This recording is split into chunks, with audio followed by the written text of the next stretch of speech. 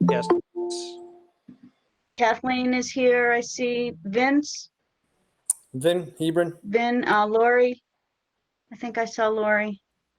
Here she is. Judy and Rob. And Jean, I just joined. I just got out of my training. Oh, hi, Jean. Okay. All right. Someone want to make a motion as a result of executive session?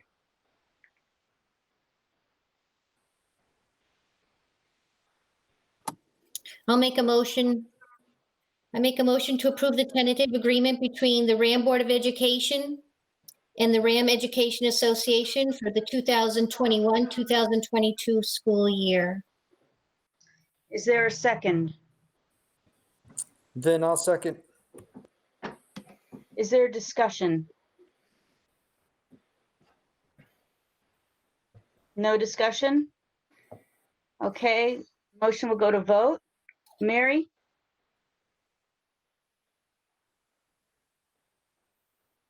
She was an aye, Steph. She was an aye, okay.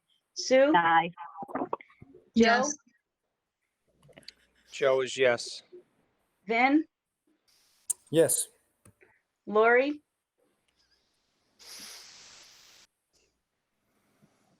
Lori?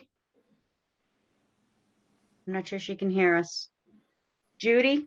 Yes. Kathleen? Yes. Lori? Lori Blake, can you hear us? For some reason, she's not answering. I will regrettably have to abstain. Rob? I will abstain as well. Jean? I will abstain since I missed the executive session. Okay. Lori?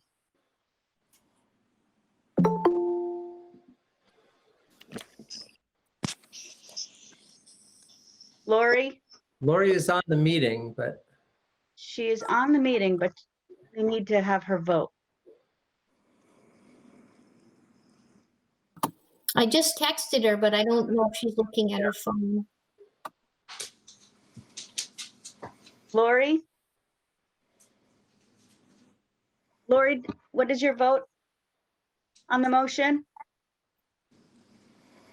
She's not hearing us. Lori?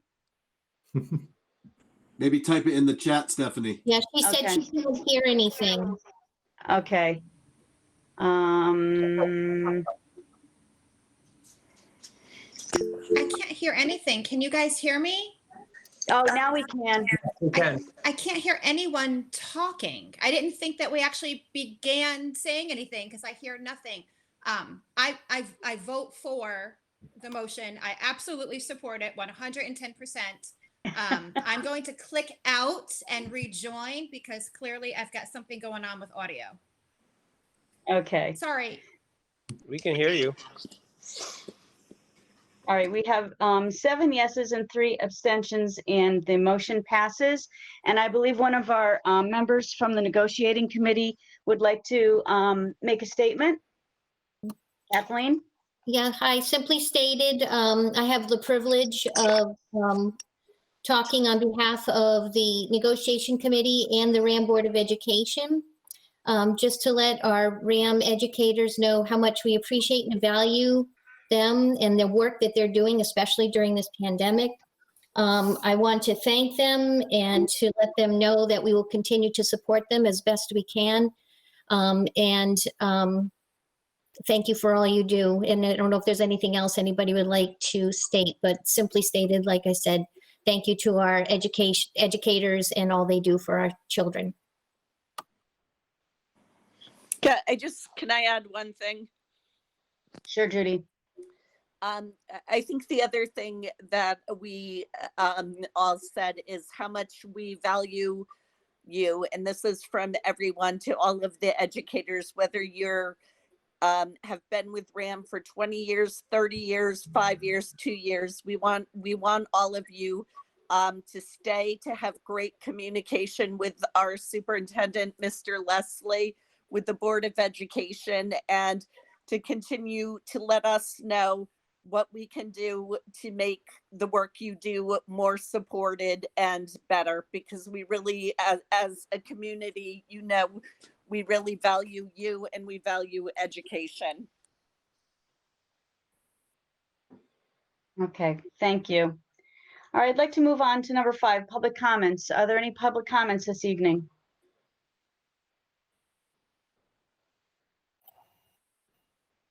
I'm hearing none. Number everybody. 6. Nope. Can you Oh, hear me? Sorry. Yes, go ahead, Ethan. I'm sorry. Hi. No, that's okay. I was had to unmute. This is Ethan Spinelli Marlboro, but I'm going to speak on behalf of, as president of the RHAM Education Association. I also want to thank the board and the board members that were on the negotiation committee.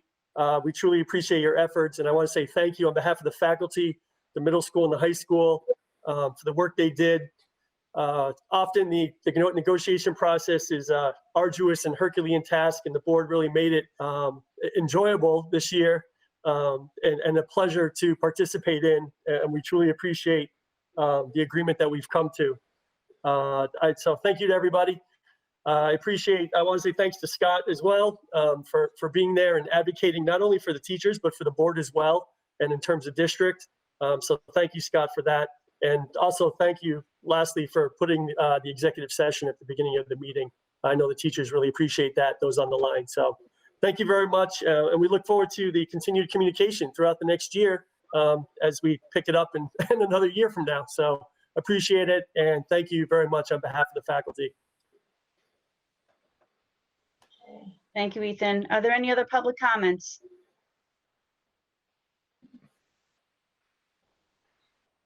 Okay, we're going to move on to number 6 and add and delete additional agenda items. Are there any additions or deletions? I'm not hearing any. So we will move on to the student representative reports. Hi, I hope everyone's doing well tonight. So as far as school is going right now, things are running as smoothly as they can. Obviously, we're not in the building today and tomorrow, and we're not fully sure what's going to happen the rest of the week, but that's what it's like right now. In terms of the students, what I've heard right now is that a lot of AP students specifically are pretty stressed because a lot of those classes are behind the curriculum where they should be because of the hybrid schedule and only having 2 to 3 classes a week. So that's what I've heard from those students. They're definitely very stressed. And then I'm a part of the activism club, and I was encouraged to bring up something regarding our calendar. On our calendar, we still have Columbus Day as Columbus Day, but we felt that because of changing our mascot, we should follow suit with changing Columbus Day to Indigenous Peoples Day. I was encouraged to ask to put this on an agenda. I'm not sure if right now is really the best time to be doing that, especially with everything going on with all the COVID discussions we need to have. But I figured I'd throw this out there that we would like to see it be a discussion at some point and be on a future agenda at some point. Obviously, it's not pressing at this very moment and it won't come up for some time, but that was something I was asked to bring up. So, but I think everything is going as smoothly as it can be. So I'd say overall we're doing pretty well. Okay, thank you, Dana. Board chair report, I'd like to express thanks to the negotiations teams from both the teachers and the board. We are welcoming Joe Arardi with us tonight, who will be talking about the superintendent search. And we'd like to recognize the difficulties and the intricacies of the COVID contact tracing that's been going on. So thank you to the administration, school nurses, Chatham Health, and all of the people involved in all of that hard work. It is relentless and daily, and we appreciate all the wonderful sound decisions you are making for everyone involved to keep us all safe. So thank you very much. Okay, on to number 9, the report of the superintendent. Thank you, Stephanie. I'll try to be brief. I'll start with the easy stuff. I had a couple of questions that I'd like to address. One was question about ski club, and our decision process in terms of why was ski club canceled? Well, at least at the time the question was posed, winter sports were still taking place. And I think it's at this point in time, we're unsure if winter sports will take place, what those will look like. But basically, the ski club posed a number of challenges for us this year. And we actually, in our discussions about whether we should continue a ski club for this year, we did think about it in terms of sports. And we kind of made those statements to ourselves. If we're running winter sports, why aren't we running ski club? However, as we put together the fall sports season, one thing that came very clear to us was that we had a significant amount of control over winter sports or fall sports and who may or may not be in contact with our athletes. So we were able to significantly limit the number of spectators. We were able to limit who our students had contact with and who they didn't have contact with.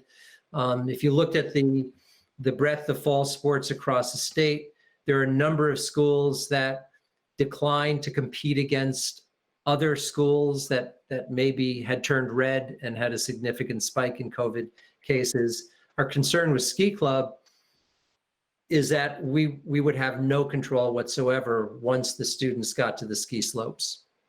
Although we were told that the ski lodges would have been closed, we would have had no control over who the students interacted with and how close they might have interacted with a large group of folks from across the state, and whether it be on a ski lift sitting next to somebody not from RHAM on a ski lift, or congregating with a wide variety of people from across the state. So we really didn't feel that we could guarantee a safe environment once they got there, whereas the RHAM fall and winter sports, we can pretty much guarantee a safe environment there. Another challenge we had was transportation. So I can speak for the high school that we run the number of buses we need to run in order to transport the number of students interested in Ski Club. The challenge we would have in trying to socially distance students on a bus would mean that we would have to rent a significantly larger number of buses, which would make it prohibitively expensive. The other option we considered for a heartbeat was, what if we had parents drive students, but then we recognized that that would become highly selective, and only those students who had parents that had the luxury of being able to drive them would be able to attend. So whether it was the lack of control over the environment at the actual ski slopes, or the challenge of transporting students, we really felt like we couldn't do it safely. So that's why Ski Club was canceled this year, whereas winter sports continued on. I had a question about the LED sign, and I can tell you that we're still in maybe. As I think you know, our original proposal was denied by the Hebron Planning and Zoning. The challenge we have is that Hebron zoning rules prohibit internally lit signs. Putting up a large LED sign certainly violates that on a number of levels. The initial challenge we had, we were told that the sign we proposed, even though it was advertising the Hebron Maple Fest, did not fit in with the characteristics of the town. And I understand that. So we resubmitted a new design, which is a brick design with a nice, rather than RHAM being lit up as part of the sign, we have a nice kind of colonial arch with a permanent RHAM there, and then we'd have the LED sign within there. So that I've resubmitted that, and I know Mike O'Leary, the planning and zoning in Hebron, has had some initial discussions with the planning and zoning committee. So I'm hopeful that they will reconsider our proposal with our new design. So I'm just waiting to hear back from them. And then of course there's COVID. So as Dana referenced a while ago, I'm glad to hear you, Dana, saying that we're doing as well as we can. I do appreciate that sentiment. So I really would say that this weekend was not a turning point. It certainly seemed to be the wave overcame us in terms of the number of cases that we had to address. This weekend in particular, myself, the nurses, the administrators spent a good portion of this weekend contact tracing and talking to staff, talking to students and families. And we're not alone. And I met earlier with superintendents from the eastern part of the state, and everybody is in the same boat. This weekend seemed to be the onslaught of COVID cases. And what we're experiencing at the high school is a significant challenge in finding enough staff. So just to, and it's just the high school right now that's closed, but just to give you an idea of some of the numbers that we're looking at,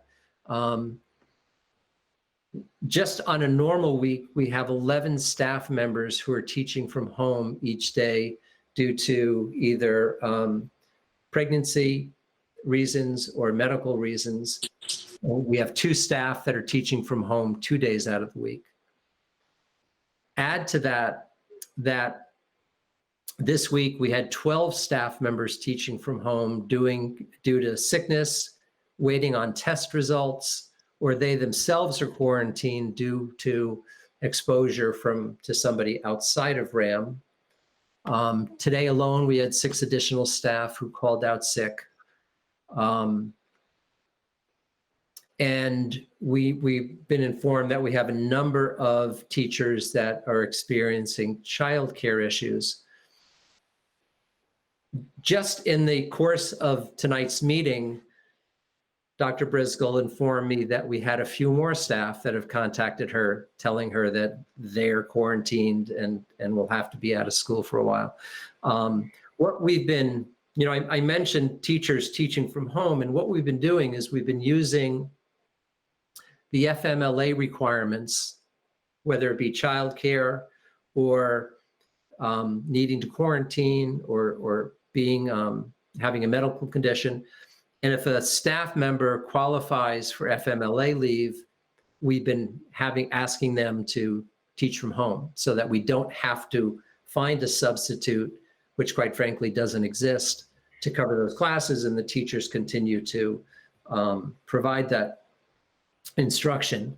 The challenge is that as more and more teachers are falling into that category, mostly due to being quarantined, it limits the number of staff members that we actually have in the building to physically monitor the students that are there. So it really hit home on Sunday that the high school just simply didn't have enough staff to safely open the school. So our decision was to close school for Monday and Tuesday and reassess where we stand. And I said we'd reassess on Wednesday, but of course we're doing that throughout the day today. We'll do it throughout the day tomorrow. I do think it's likely that the high school will not have enough staff to remain open through Thanksgiving. You may have heard that Hebron is in a very similar situation. Hebron Elementary School is closed through Thanksgiving. When I say closed, we're moving to remote instruction. So it's not as if we're shutting down altogether. Whereas Gilead is remaining open, and here at RHAM, the middle school is not experiencing the same number of absent or teachers being out, so they are able to safely remain open. I mentioned Hebron being closed. We have a significant number of teachers that have children that go to Hebron Elementary School. So when Hebron closes, that creates childcare issues for a number of our staff members who may not be able to come in. Andover announced that Andover Elementary School will be closing for at least 7 days after Thanksgiving. I'll warn you in advance that we also have a number of staff members who have children at Andover Elementary School, and so that may impact them as well. And it's not that these are staff members who refuse to find other options for their children, but as you probably know, childcare is almost impossible to find, and with so many the spike in COVID, you'd be hard pressed to find somebody to watch your child for you. So we're kind of where I think I had warned us that we would be, and that staffing really seems to be driving us. And Hebron and RHAM are not alone. We have schools across the state that are doing likewise due to staffing issues. I think one of the most frequent questions that I'm getting now is RHAM considering closing after Thanksgiving? A number of schools have announced that they're closing after Thanksgiving through mid-January. The thinking there is that with family gatherings, college students coming home, that there'll be another kind of Halloween spike that we experienced following Thanksgiving. And we'll likewise see the same following Christmas, Hanukkah, and New Year's. So mid-January takes you through that point. At this point, there's been 6 to 8 districts that have announced that they're moving in that direction. Personally, I think that the 3 elementary schools in RHAM need to continue to discuss what would be best for our region to do this. When one of us closes, one of the unanticipated consequences is if that another district remains open, that district that remains open picks up the cost of the full cost of bus transportation, which is normally shared. So if RHAM if I decided to close, let's say we're going to close through mid-January, that would result in Hebron having a significant bump in their transportation costs, somewhere in probably the 20,000 range or so. So I think any decision whether we should close following Thanksgiving, I think needs to be the result of continued conversations with the 3 towns. Having said that, with Andover closing, we know that that's going to be a challenge for us staff-wise. And if we do experience staff that are traveling and need to quarantine and/or get tested and wait for those test results, we may very well find ourselves once again in a situation where we're closing due to staffing issues as opposed to purposely closing to prevent spread within the school. We did receive a letter from the Commissioner of Education and the Commissioner of Public Health asking districts to remain in school as much as possible. And I think there's some truth there is truth to the fact that we're not seeing significant spread within schools. And so it's not untrue to say that schools may be the safest place for our kids to be. They're concerned, I think, that if districts close across the board, students may actually be placed in a more dangerous situation if they're gathering outside of school more frequently. And, having said that, I think we need to see what happens over the next week or so as COVID cases spike and as we get a better handle of our staffing challenges. So kind of a long-winded way of saying that we pretty much 24/7 are thinking about what's happening now, and we're thinking about what's going to happen after Thanksgiving. And we want to make sure that we just make the right decision moving forward for our students, for our staff. And we keep an eye on the fact that we may end up just simply making a practical decision if we don't have enough staff to open up. If we do remain open after Thanksgiving, one of the things I'll be asking our staff to do is to let us know by noon on the Saturday following Thanksgiving whether they need to quarantine due to any traveling that they might have taken, and or will they be out of school waiting for test results due to the travel. And so I'm hoping that that would inform us on Saturday whether we may fall short in having enough staff to open up, so I could give our families plenty of notice so that it wouldn't be a surprise that Monday morning. Okay. So Is that okay? Is that everything, Scott? that's enough for me. That's that's enough for us too. That's I'm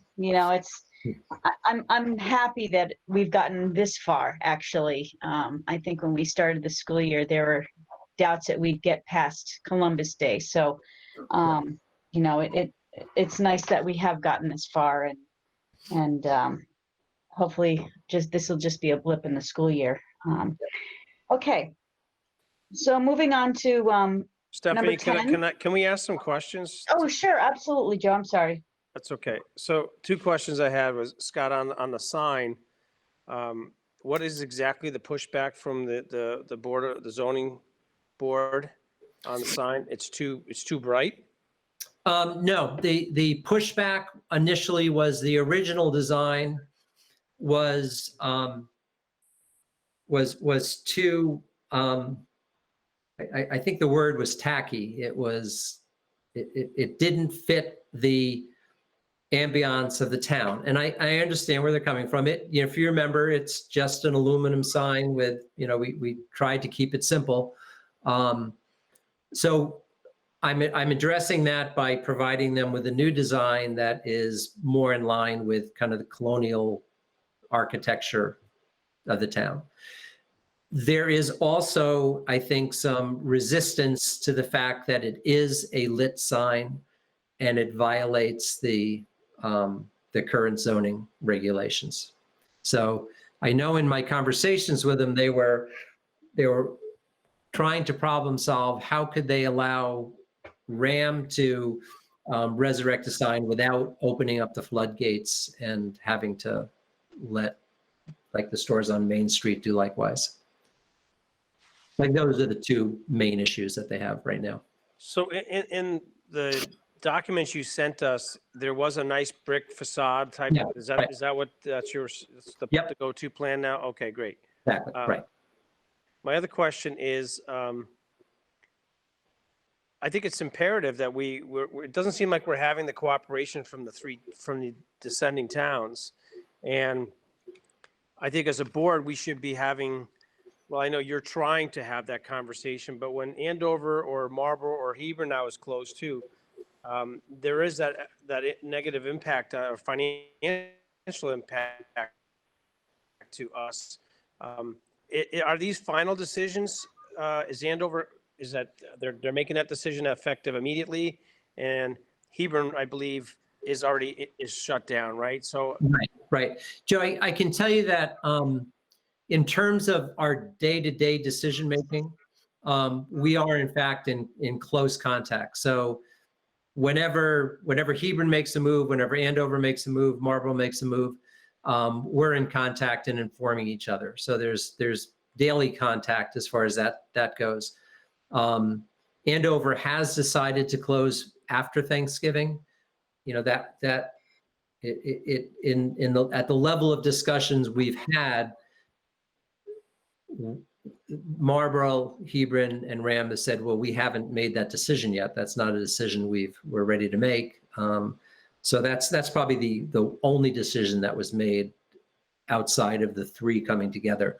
I have to say, up to this point, we are moving in concert and informing each other. So, there are definitely some financial consequences, but we are informing each other about what's happening. So there's no surprises. Fortunately, with the current closing of Hebron L and RHAM High School, there's no financial hit to either of us because we still have RAM Middle School open and Gilead open. So the buses are running as they normally would. So we're still sharing the costs.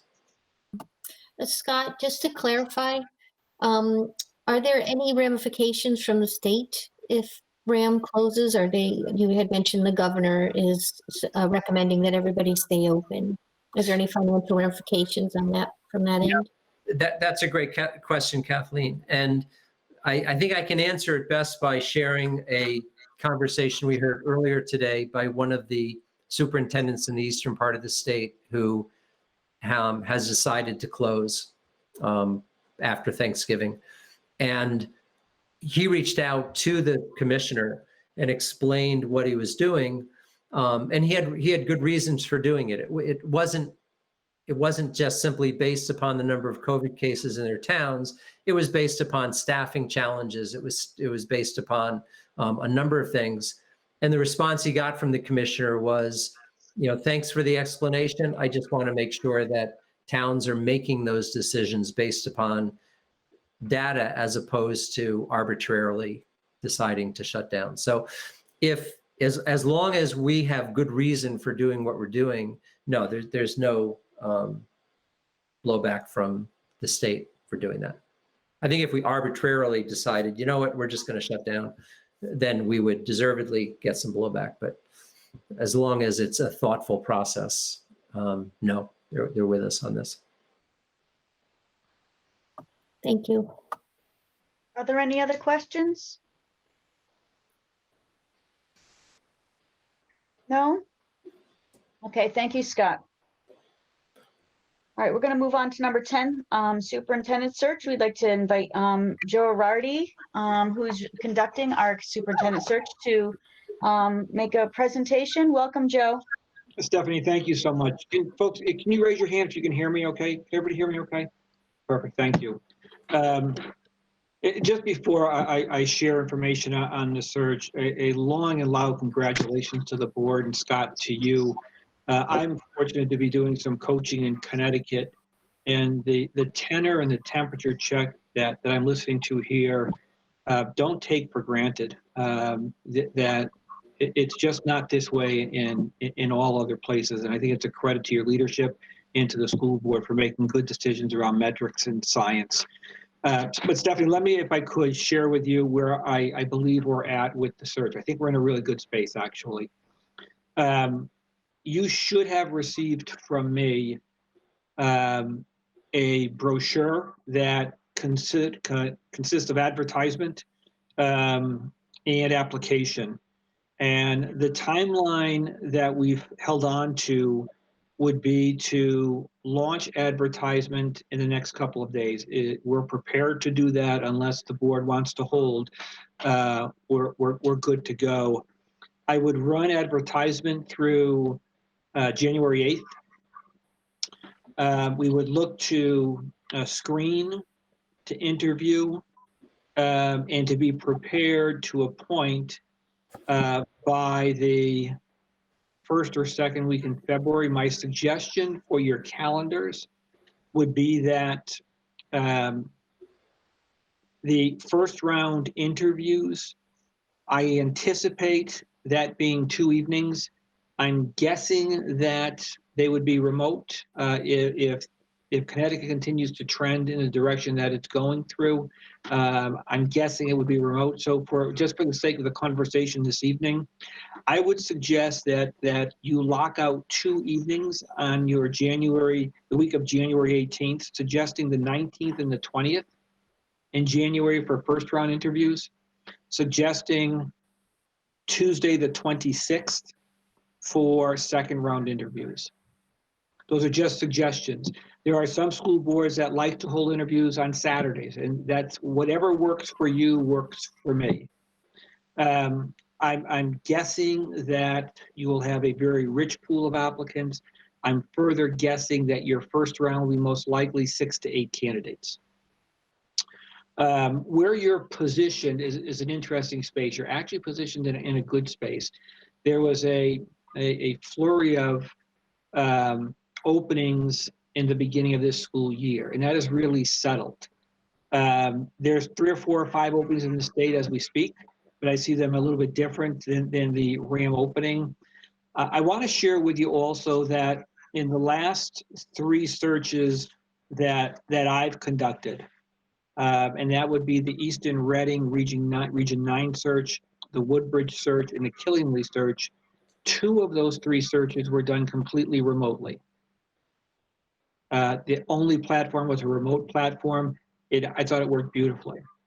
The Killingly search, they opted to do an in-person search for first round and second round interviews, and that worked just as well.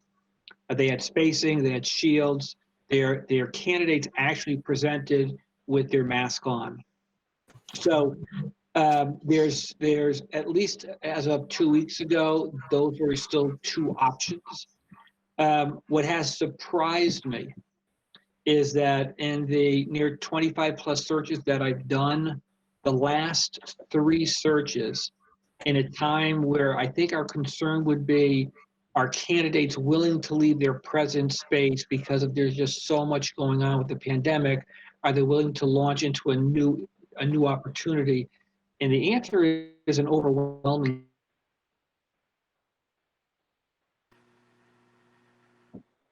I've had more applicants last year, which really surprises me. So I sense Joe. your applicant pool is going to. Joe, you cut out for a minute. Could you go back, please? Sure. Can you hear me okay now? Yeah? Yes. Okay. My point was that to mitigate your concern around the number of applicants in the time that we're in. The last 3 searches all done within the pandemic. The largest number of applicants that I've had in any of my searches. So I believe your quality and your quantity is going to be in a very good space. So I really think you're in a nice spot there. I'm prepared in Connecticut, in New England, and to advertise across the country as we spoke to. The brochure that you've seen, the advertisement that you've seen, I think is in a really good space. I do believe I'm correct, and Mary Kochevsky, you're all set, and congratulations for you to have the courage to say yes to be a school board member in the middle of a pandemic. But we've got your name in the brochure, so I think we're good there. So what I wanted to do this evening was to make sure that you were comfortable with the timeline to have that discussion. Hopefully, Stephanie, if possible, to lock dates into our calendar. And then what I do is I will send a weekly update where we are. What happens concurrently with the advertisement is that I'll work with your superintendent's office, with Scott. I'll work with Jan. I'll set up virtual meetings with faculty and staff in your schools. I'll set up community meetings that will be virtual also. The other interesting piece is that community meetings in the past, if a brick and mortar community meeting, if I had 15 to 20 residents there, stakeholders, that's a great night. Eastern Reading, Region 9, their community virtual meetings had 50 plus people. It's convenient, it's easy, people are just listening, and I thought it was terrific. So we will run a survey, we will hold meetings, I'll meet with faculty and staff, and I offer each of you the opportunity to dial me up to share with what's most important to you during that window of advertisement. So when we close on January 8th, I put together a profile of all of the voices that I've heard into a 2-page executive summary for you to consider when you're looking to hire your next superintendent. I'll facilitate your interviews. I'll do a very, very deep density background search on your finalists. I'll work with you for all of your press releases, and I'll also work with you for a transition plan when your new superintendent comes to be.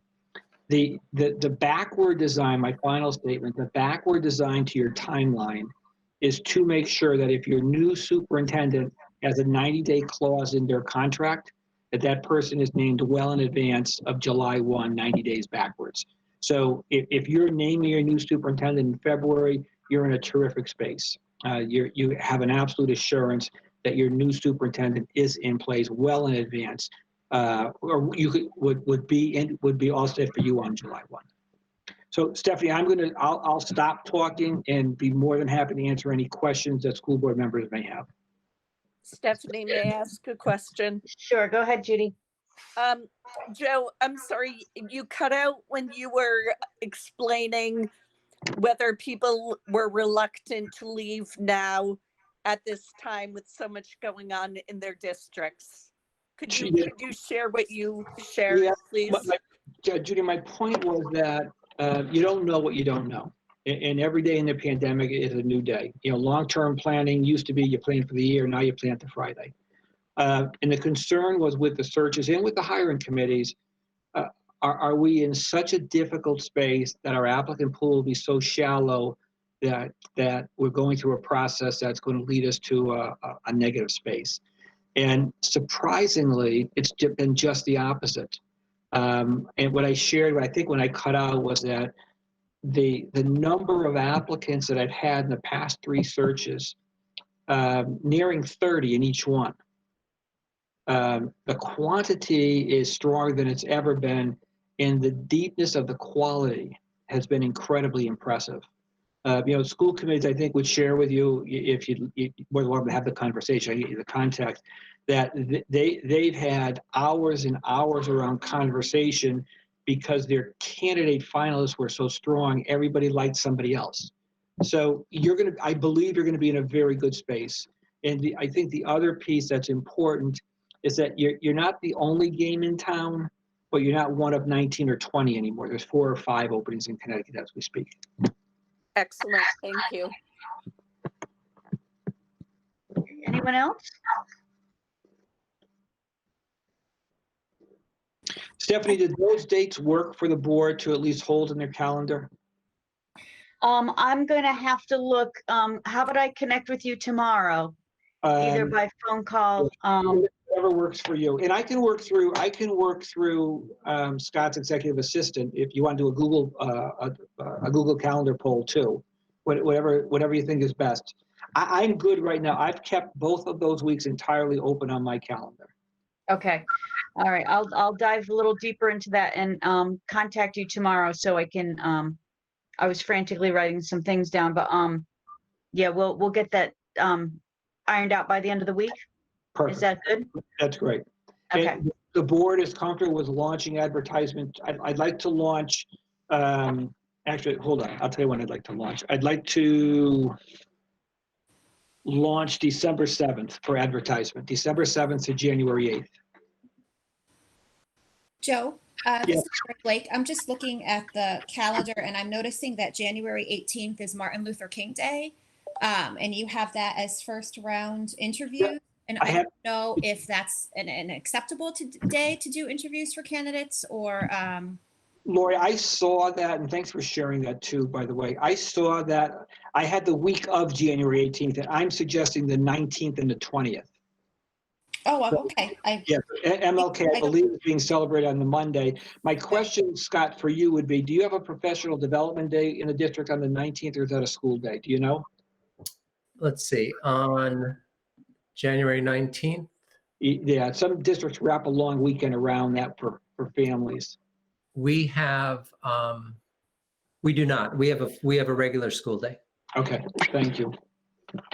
Joe, did you say you have, I just see the week of dates. Do you have specific days within those weeks proposed that? Yeah, I do. I shared them. Maybe I cut out. I'm suggesting for first round interviews, and they'd be evening interviews, most likely around a 5 o'clock assembly, a 5:30, a 6:30, a 7:30, and 8:30. And I'm suggesting the 19th, which is a Tuesday, the 20th, which is a Wednesday, and then coming back the following week on the 26th, which is a Tuesday for second round. And in most cases, districts will go from 6 to 8 to 2 to 3. Okay, thank you. I have facility subcommittee on the 19th at 6:30. We can move around facility subcommittee meetings to accommodate this, I believe. Couldn't we, Scott? Absolutely, yeah. Any further questions for me? I know you've got a deep agenda and you're dealing with some real heavy things. Anything else for me? Jean, My question would just be the timing of the ads, December 7th, right over the holiday. Is that going to impact the number of candidates? Actually, it'll impact the good. What we have found as consultants that school leaders have a chance to breathe, to step away from the daily 10 or 12-hour day, and a chance to reflect and to take a look. So what we found is that, particularly over the break, is really a nice time for sitting administrators to think about their next professional move. Thank you. And Joe, I just want to add, in Andover, we just hired a new superintendent over the summer.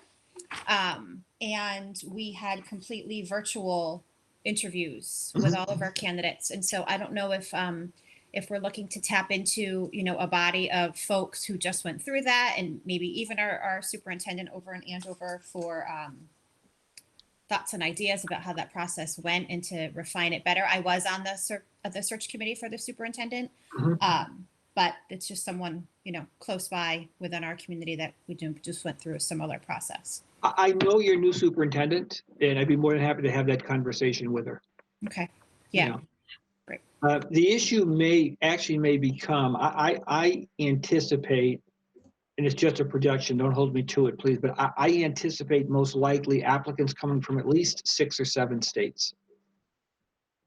So you'd have to really think through if we're still in the midst of all of this, that whole quarantine piece of somebody coming into Connecticut, so it gets really complicated. It may be a very different space in 2 months, we don't know. But we'll talk through it, and I will contact the Andover superintendent. Hi, this is Jean. If we're allowed to do a preference at this point, I just with the way the projections are going, I would advocate having this be virtual.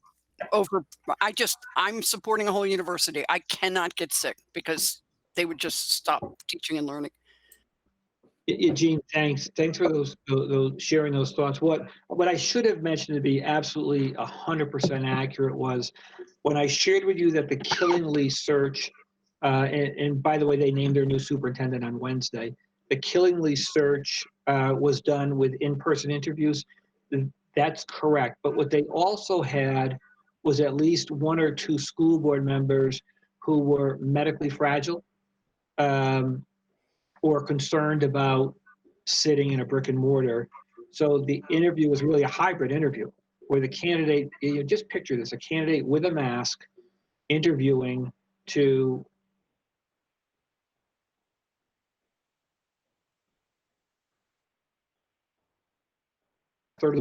it's possible to do that. It actually worked well. It actually worked well, but that's where they were because the majority of the board felt comfortable at the time. This was 4 weeks ago, with an in-person interview, and some didn't. So they lived it with the hybrid.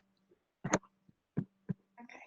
So Joe, are you looking for us to give you the okay to launch on December 7th?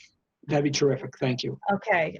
Should we take, I don't know if this needs to be an official motion or if we can just kind of, do a quick vote on yes, no. Stephanie, I'm yes. Okay. Aye. All those in favor? Aye. Aye. Is there anybody opposed to launching December 7th? For discussion. Okay. Is there any discussion on that? Joe, just a quick question. Will a half hour, you mentioned a half hour in between, will that be enough for time for screening? And also how much if we are virtual, we should probably, and you probably know this, cushion some time to make sure people get on and off? Yeah. So, Kathleen, real good questions too. What will happen is the week of the 11th, if we close on the 8th, that Sunday, I will hand deliver a binder to each one of your homes. So you will have, in advance of our conversation, you'll have cover letter, resume, reference letter from every candidate. I will also be sharing with the the school board, the 6 or 7 or 8 or 9 or 10 candidates that I believe are the highest ranking candidates from what I've been able to ascertain. And then what happens on first round is that each of you will pick a focus area question, and you'll ask that focus area question to every first round candidate. So you're consistent with what you're saying to each applicant. So you create a platform of equity. So when we have our discussion on who's moving forward, we've offered the same experience to all 6 or 7 or 8 of the first round applicants.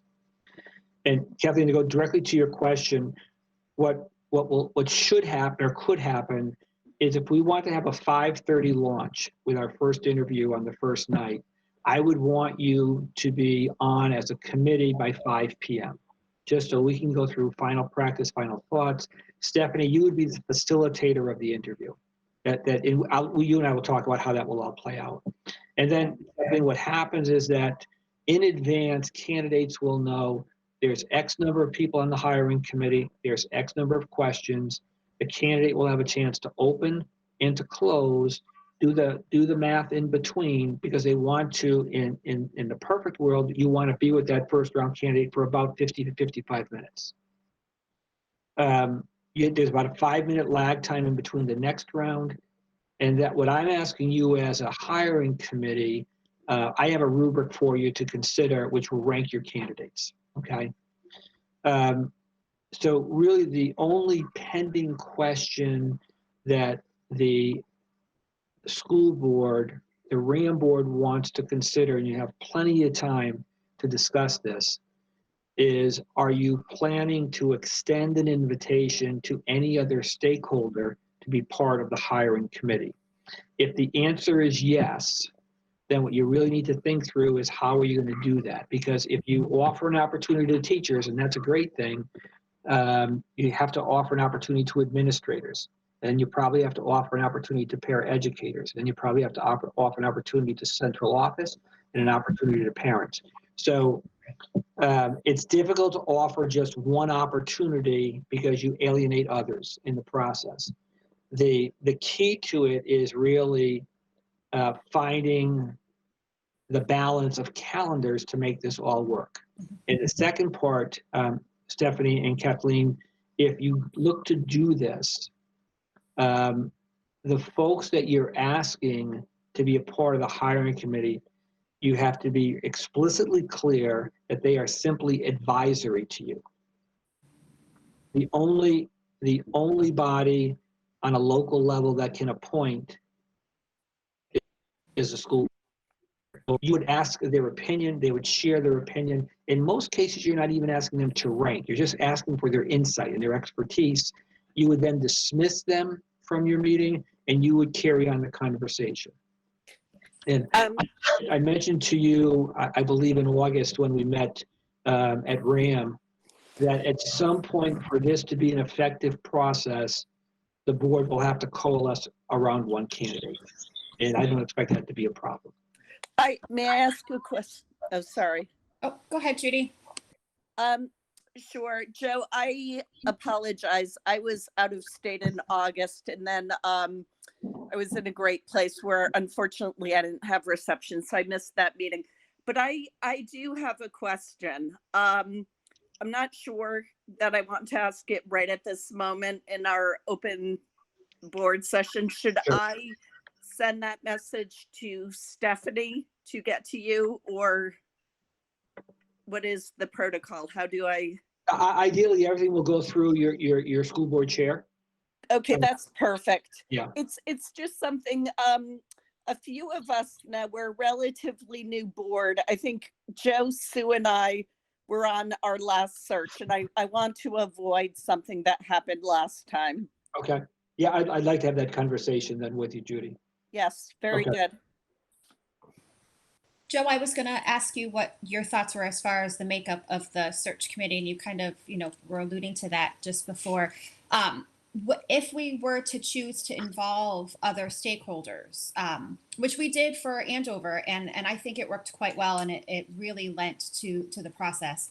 Are you envisioning the entire Board of Ed be part of the process as well, or select members, you know, a third or whatever percent of the board plus other stakeholders? What are you thinking along For those the lines? great majority of school boards that I've worked with, include the entire Board of Education, unless somebody wants to opt out. And there are reasons for that. Sometimes it's work, sometimes it's personal, sometimes it's conflict of interest. But the great majority of school boards are all in for the process. Those that weren't, what they did was they took a subcommittee of the board to do all of the legwork, do the screening committee, do the first round interviews, and then the entire school board came in for the finals. Lori, I think the other reason that we decided at the last time to go with the entire board is we are a regional board where there are 5 members from Hebron, 4 from Marlborough, and 2 from Andover. And there are some politics that come along with being a regional board. And we made the decision. And I think that was one of the good decisions we made last time. I think that was helpful.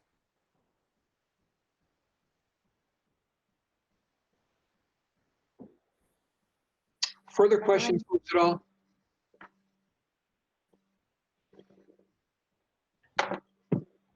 Sorry, I missed that, Joe. Were you asking for other questions?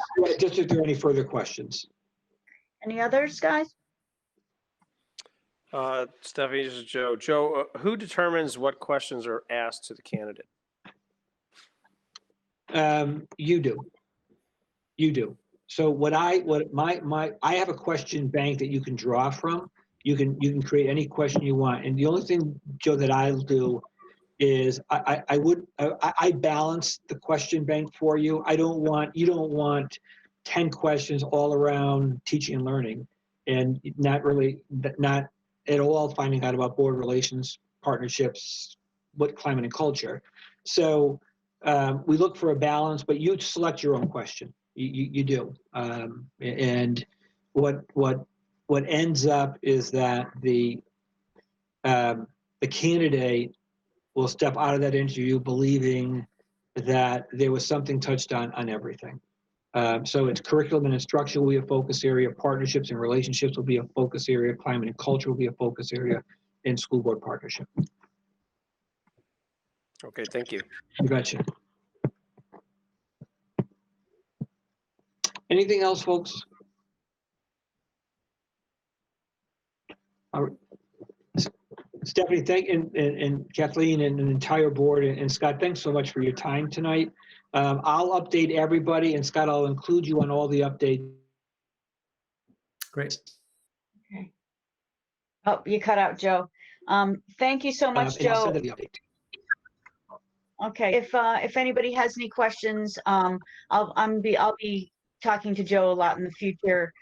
You can send them through me, or you know, if you need to talk to Joe, then you can talk to Joe. Okay. Thank you, Stephanie. All right. Thank you. Thank you, Joe. Have a great night. Have a good evening. Okay, so we're moving on to our consent agenda. I'm going to ask that we make separate motions for all of these because they are, we've got a few tonight. So the first one is the approval of minutes for October 19th, 2020, enclosure 11.1. Does anybody have any comments or corrections?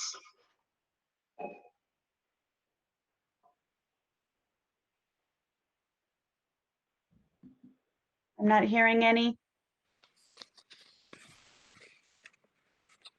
I make a motion, we accept the approval of the minutes for October 19, 2020. This is Joe O'Connor. Okay, is there a second? Rob will second.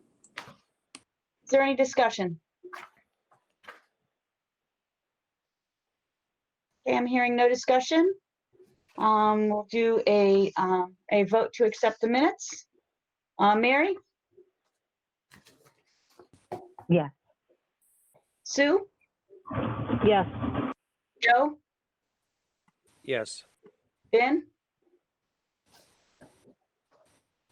Is Vin still on? I know Vin had to leave at 8:30. Okay, I think Vin has left. So let it be known that Vin has left the meeting. Lori, Yes. Judy, Yes. Rob, Yes. Kathleen, Yes. Jean? Jean, motion to accept the minutes, or not motion to, but vote to accept the minutes? I need to abstain. I wasn't at that meeting, I don't think. Okay, and I'm a yes as well, so motion passes. Okay, now 11.2 personnel actions, requests for leaves. Why don't we do, we'll just do one at a time. Scott, you want to discuss E. Lotta and enclosure 11.2A? Emily Lotta is, Lada is expecting a child. And so she is requesting a unpaid leave of absence from March 29th, approximately March 29th, which would be the due date, running through May 31st, 2021. So Does anybody have? yeah, so the motion would be to approve her leave of absence, which is consistent with the teacher's contract. Does anyone have any questions? Are you looking for a motion, Stephanie, for this? Sure, we can move into a motion. I make a motion, we accept the leave of absence for Emily Latta as directed by acting superintendent. Is there a second? Second, Kathleen. Any discussion? Okay, no discussion. Go to a vote. Mary? Yes. Sue? Yes. Joe? Yes. Lori? Yes. Judy? Yes. Rob? Yes. Kathleen? Yes. Jean? Yes. And I'm a yes as well. Motion passes unanimously. Okay, on to Hayde Perkins, enclosure 11.2B. This is probably a little more complicated than the requests that we typically receive. Ms. Hayde Perkins has been out on FMLA leave since the beginning of the school year. Her FMLA, so this is unpaid leave. And what happens during the FMLA leave is that the employee has to cover their portion of the health insurance, and then the district continues to pay our portion of the health insurance. So Ms. Hayde Perkins' FMLA will expire on November 20th.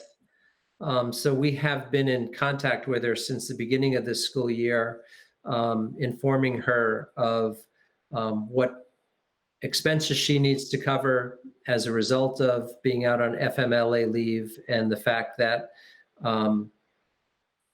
her district health insurance would end at the end of the FMLA leave. So it's highly unusual for someone to complete their career at RHAM with an unpaid leave, and then for the board to extend the unpaid leave. She's essentially requesting an additional month of unpaid leave.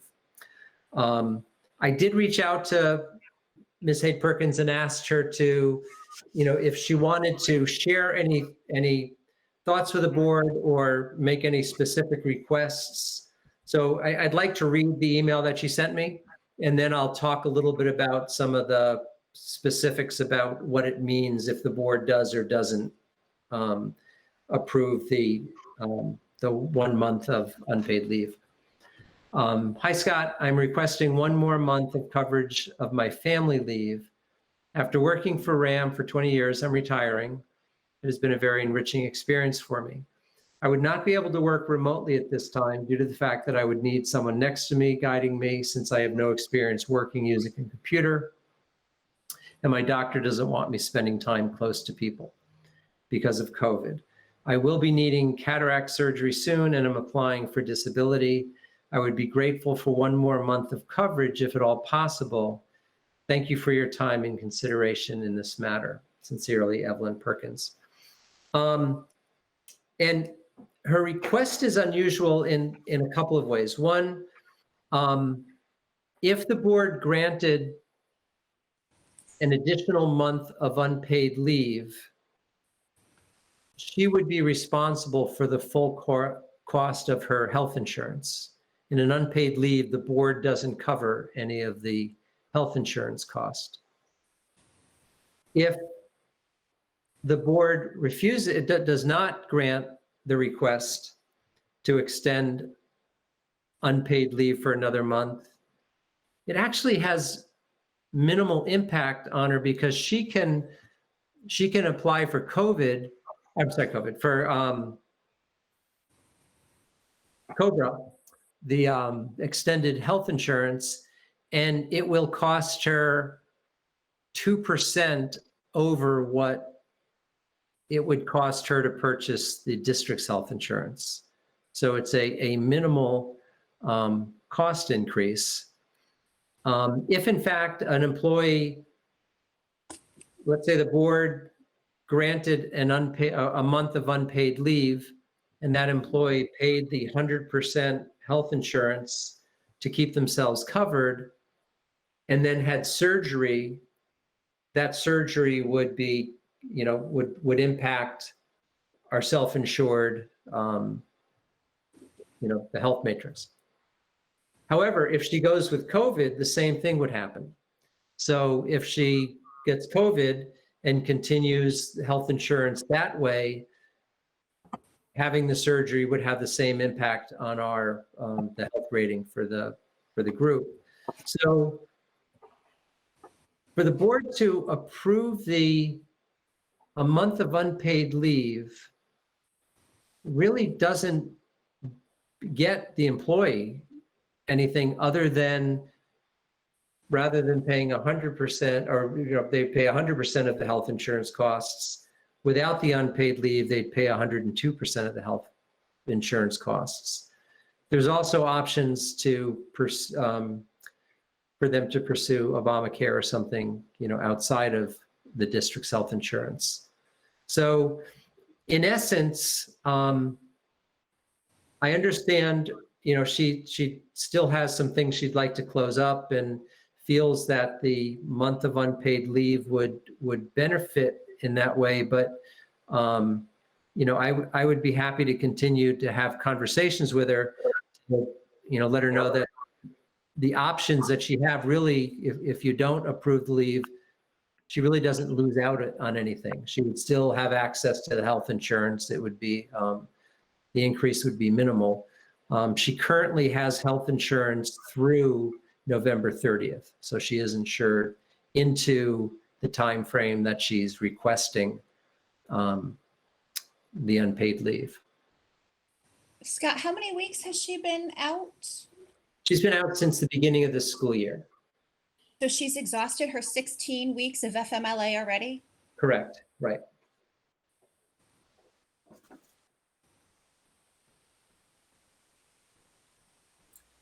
So she runs out of insurance at the end of November. How long does it take to get on COBRA or one of the other options? Is it realistic that she's going to be able to do that?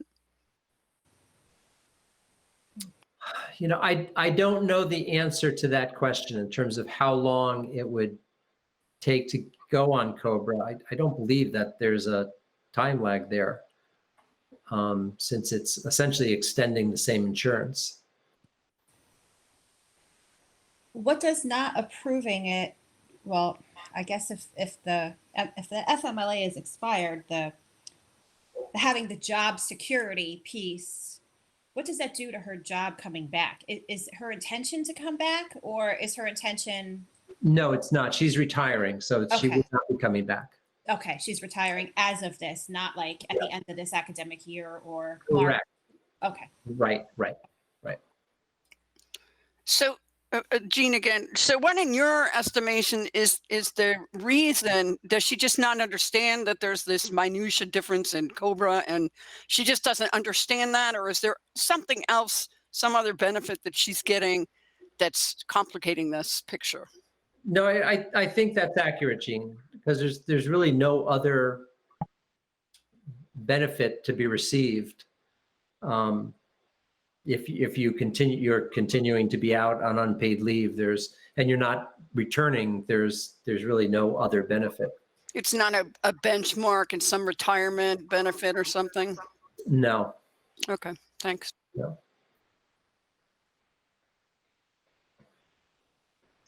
Scott, does it impact the district one way or another? It really does not.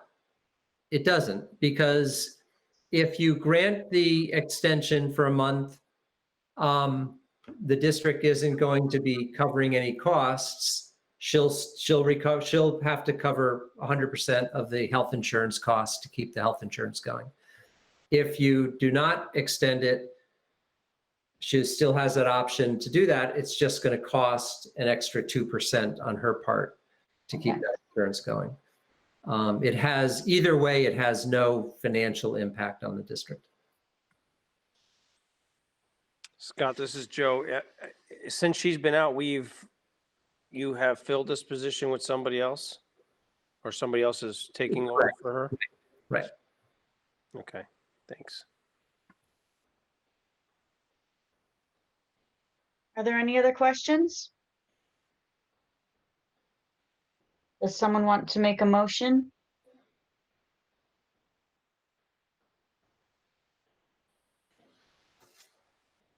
I'll make the motion to go with the acting superintendent's recommendation not to approve the unpaid leave for Miss Perkins.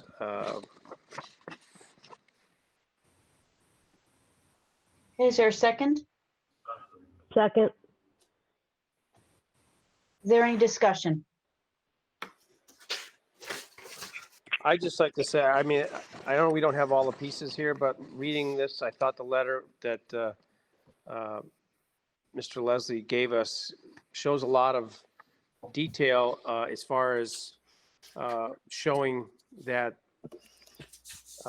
there was a lot of requests from the district to get information to this person. And as much as I hate to say that we, don't want to support one of our teachers or paras, there was a lack of communication, I think, on behalf of this individual that,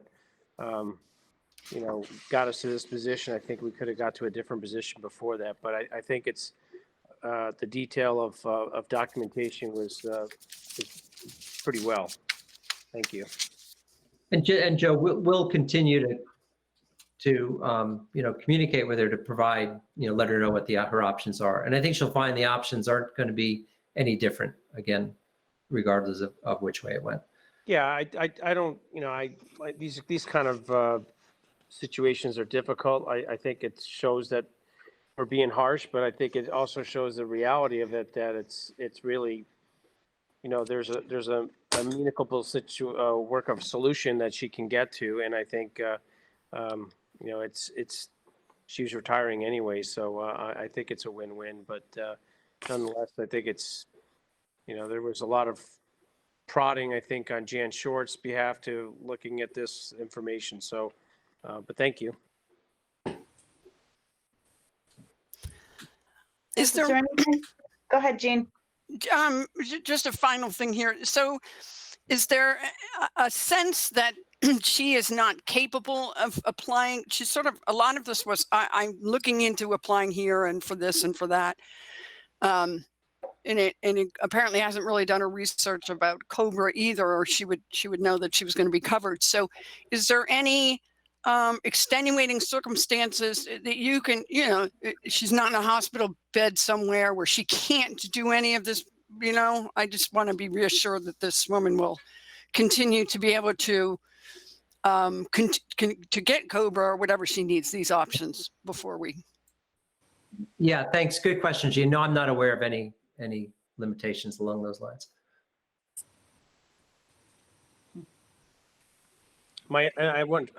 On Jean's question, this has been through legal, correct? As far as legal, I mean, dotting No. our i's and crossing our t's as far as there's no I backlash to us. can tell you, it's been through our human resources, dotting our i's and crossing our t's. Yeah, this isn't something that we would run necessarily by legal, only because we have the HR and the FMLA rules and regulations are pretty tight. And they haven't been altered at all during the time of COVID. They're still holding. Correct.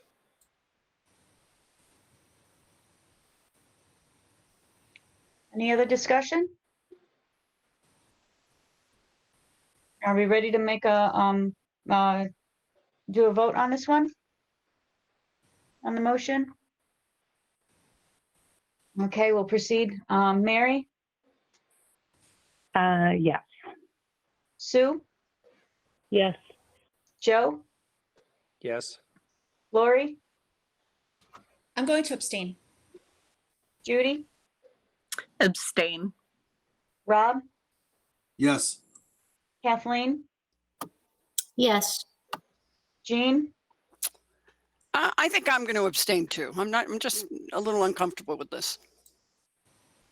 I'm going to abstain as well.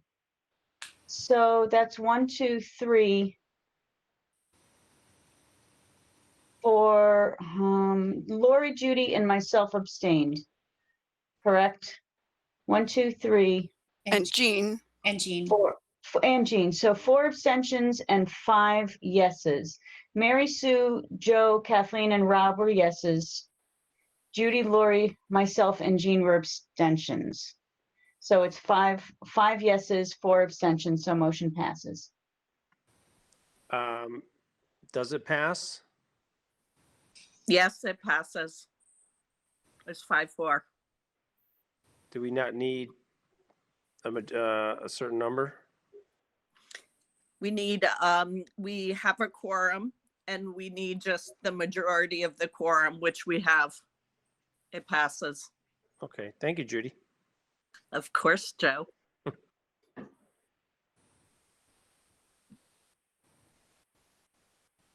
Okay, moving on to the L Cushing enclosure 11.2 C.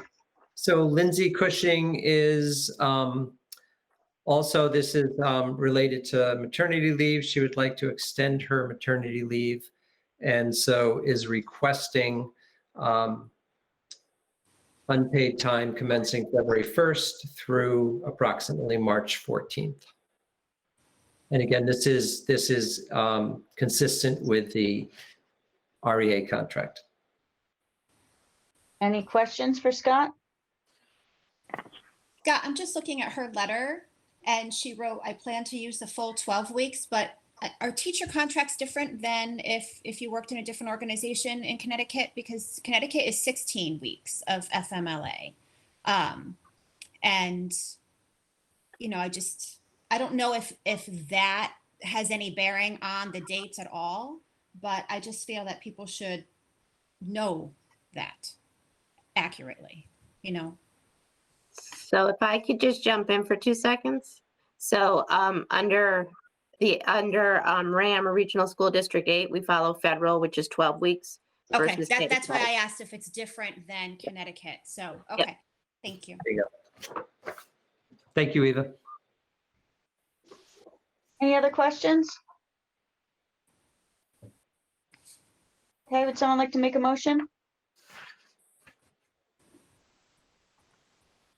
This is Joe. I'll make a motion. We accept the approve the leave of absence for Lindsay Cushing per the acting superintendent's recommendation. Okay, second, I'll second it. Mary Koszewski. All right, any discussion? No, okay, we'll go to vote. Mary, Yes. Sue, Yes. Joe, Yes. Lori, Yes, Judy, Yes. Rob, Yes. Kathleen, Yes. Jean?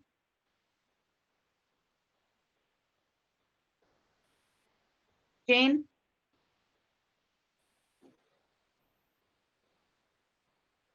Jean, can you hear us? We may have lost Jean. I'm a yes as well.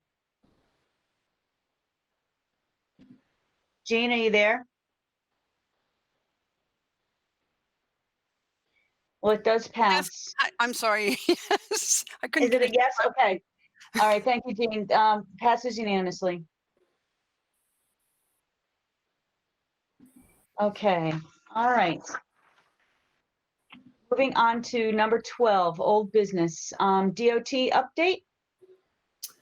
So we convened a meeting with the DOT committee and Andy Tierney, Tom Fenton from the town of Hebron, and representatives from Luke's to review where we stand on the project.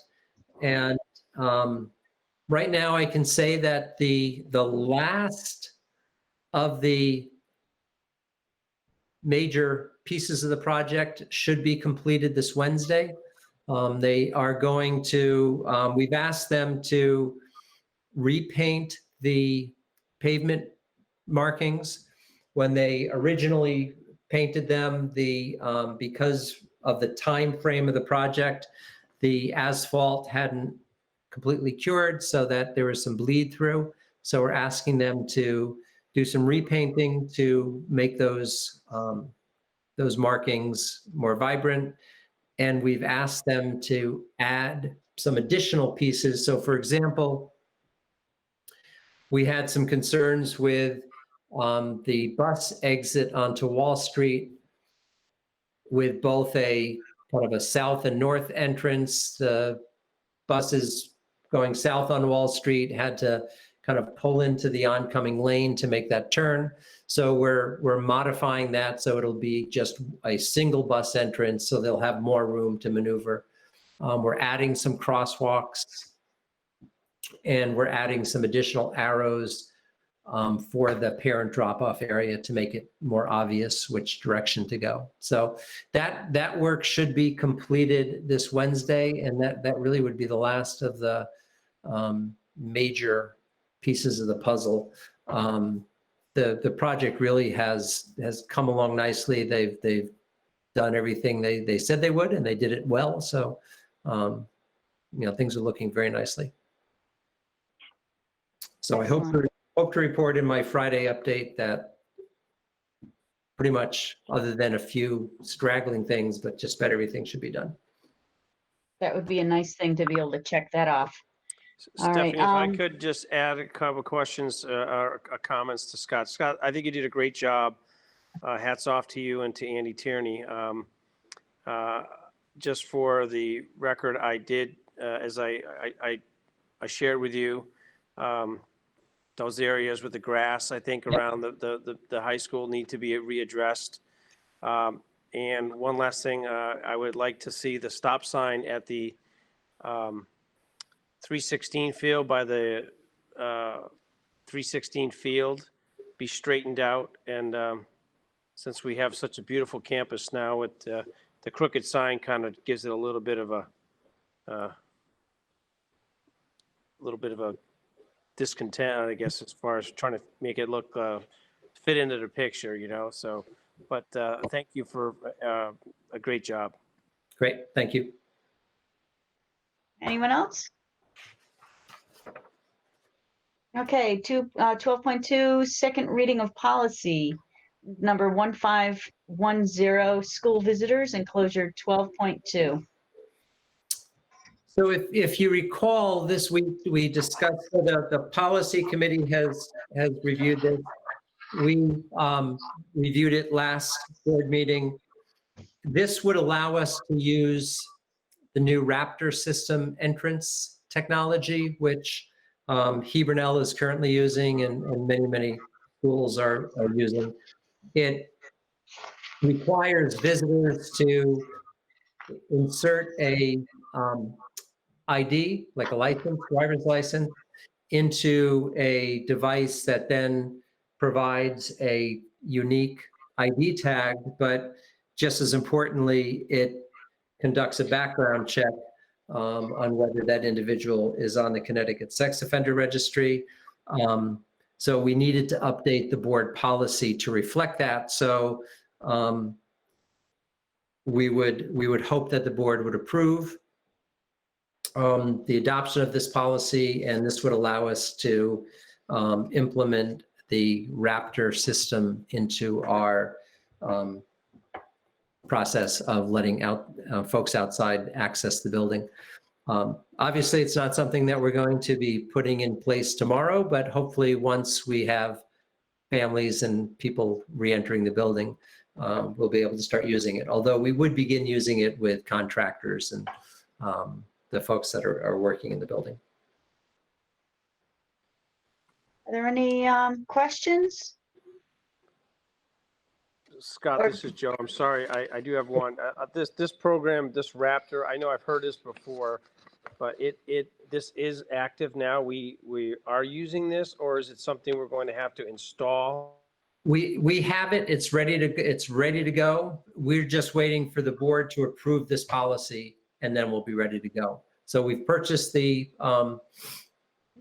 equipment, and we're not using it though, again, because we needed the board to approve the policy before we could do so. Okay, so there's no additional cost. So we've already No. approved this in last year's budget. Okay, Correct. great. Thank got you. it. Any other questions? Okay, so Scott, you're looking for a motion to approve policy 1510, Correct. the second read, okay? Does anybody want to make a motion? I'll make the motion. Lori.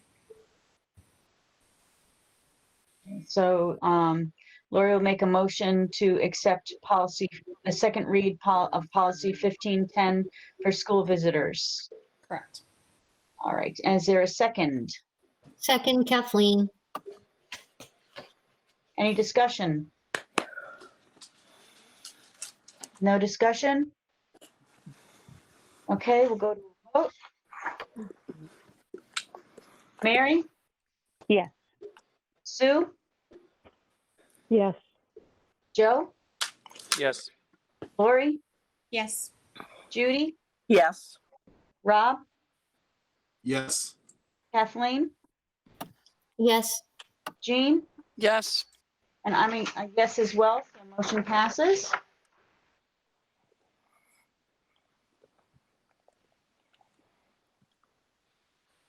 Okay, moving on to 13, new business.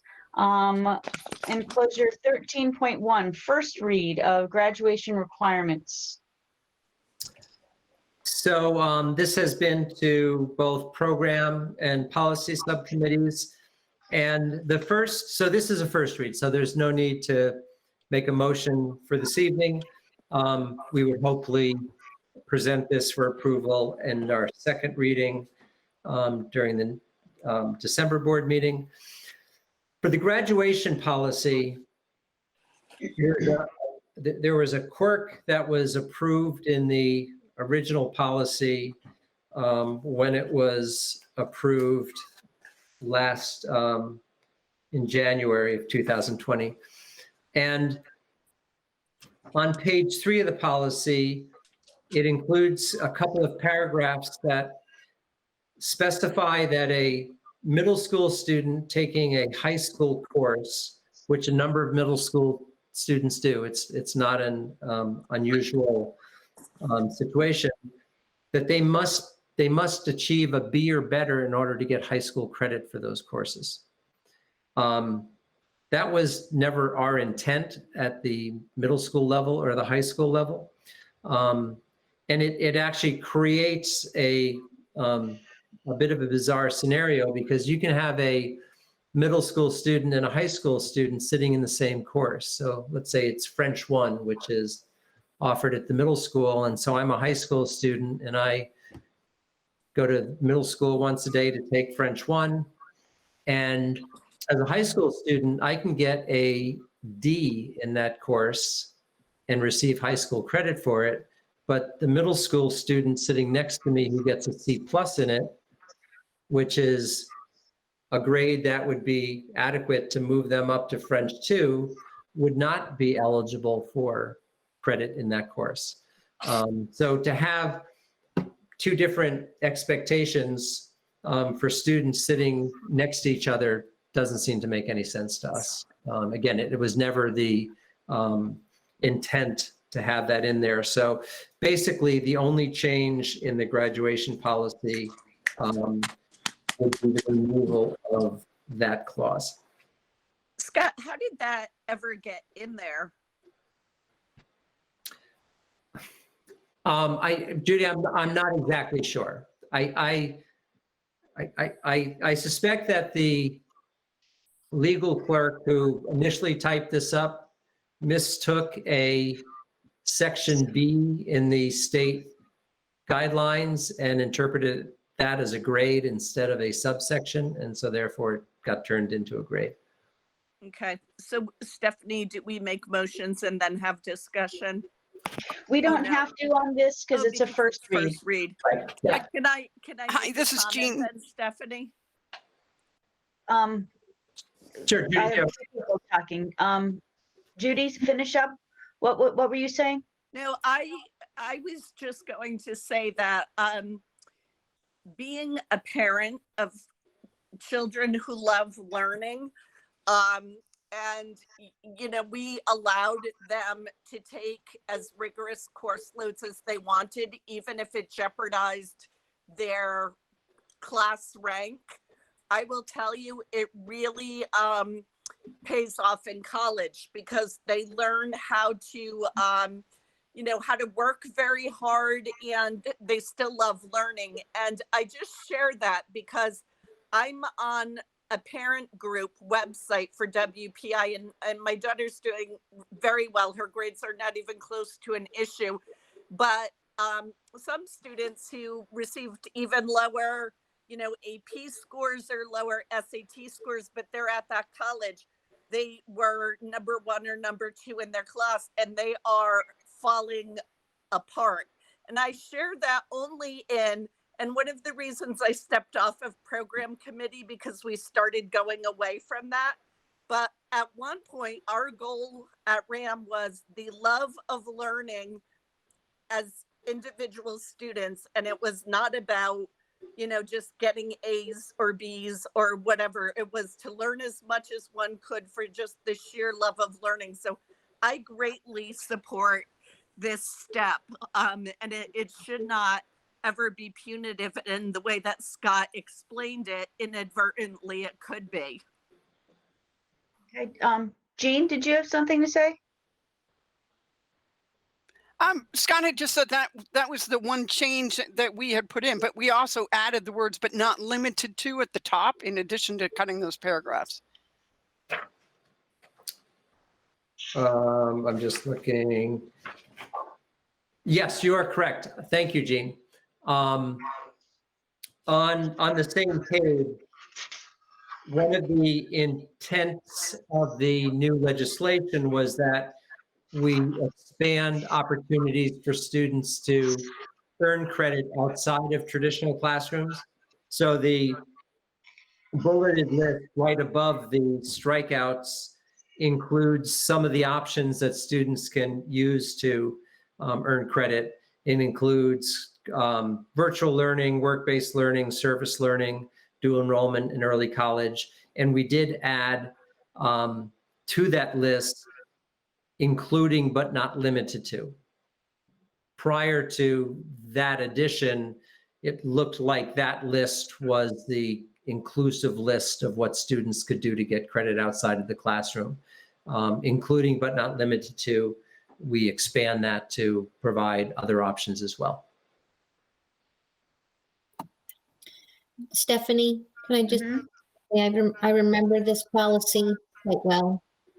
I'm not on the policy committee, but I do remember discussing it, and I think Scott, for couching it as a court, I believe you said, when opening or looking at this. But I'm just wondering, since the piece about completing at a B or better in 7th and 8th grade, if if the board does move forward with this policy with those strikeouts, if students who are in either 8th or 9th grade, because we did 7th and 8th grade, would that be retroactive for those students who? Correct. Okay. Yeah. Mhm. That we would not, well, be, I mean, Right. whatever, I guess whatever they got, you know. Right. We want to make our students whole, so we would certainly. Yeah. And Kathleen, what I said was about RAM as compared to other high schools. And I love the rigor that our RAM kids have handled so that they are comfortable in a very competitive college atmospheres. What I was trying to say, I certainly was not talking about other RAM students. I was talking about RAM as compared to other high schools. I just want to be clear on that. No, Judy, I agree with you. It's not that, it's not that. And, you know. Okay, thank you. Yes, I just, it was,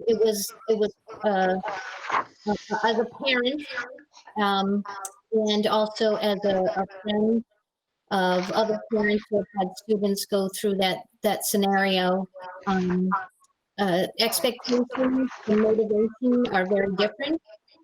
And sometimes you lose motivation when you feel defeated, especially by 7th and 8th grade, and you haven't even started, your freshman year. So that's all I'm saying. I agree that it is, I do agree with you. I'm just looking at it more broad.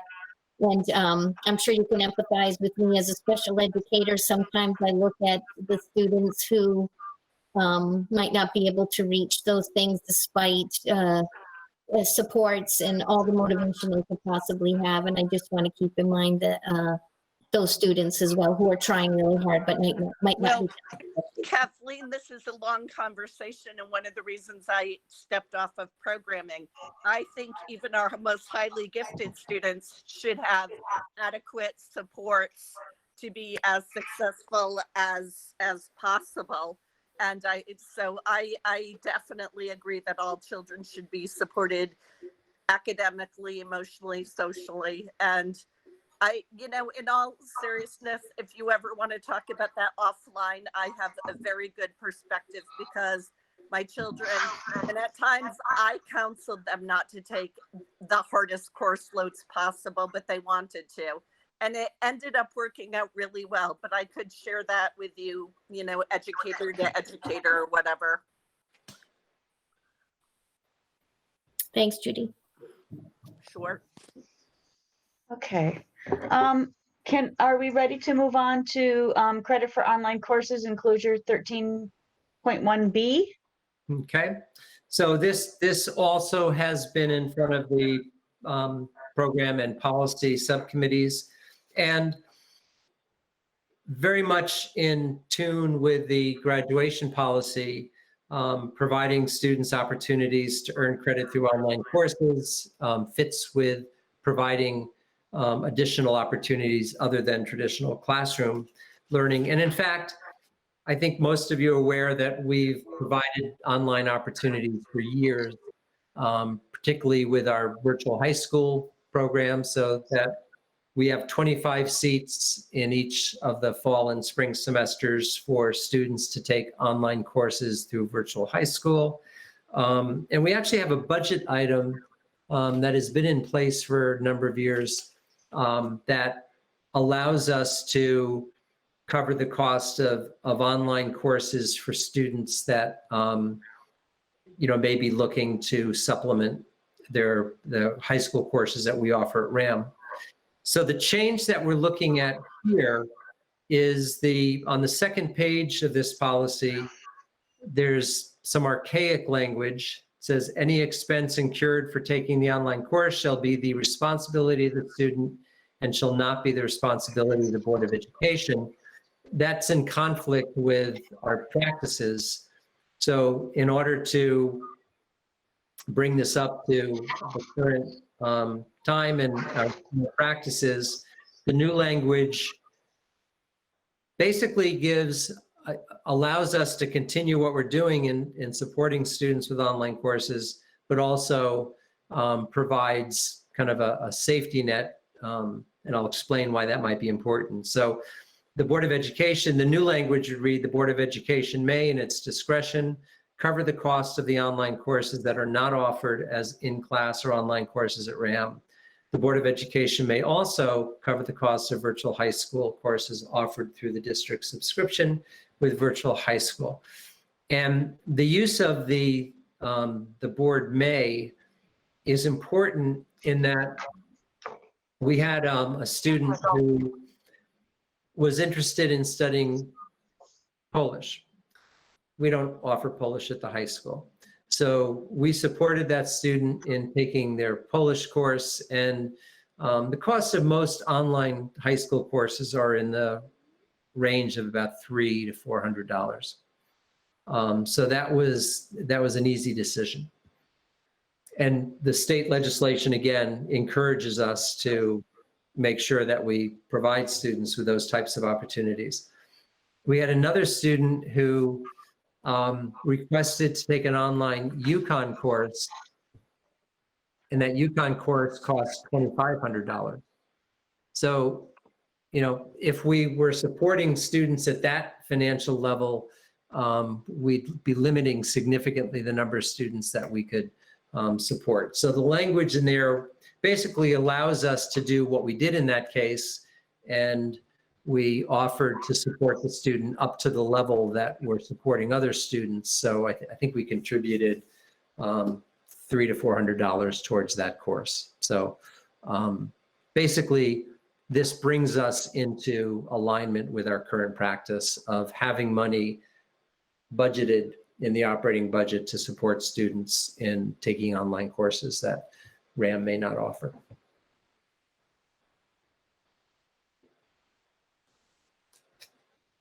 Okay, are there any questions?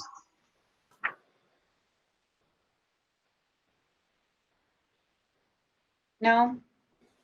Okay, that's also a first read, so we're not going to be voting on that tonight.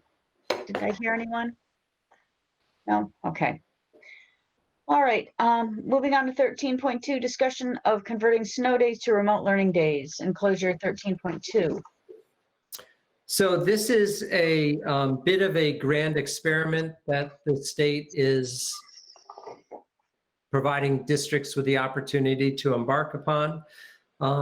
As you probably know, up until this year, a snow day was a snow day, and districts didn't have the option of holding school on snow days. We added those days to the end of the school year.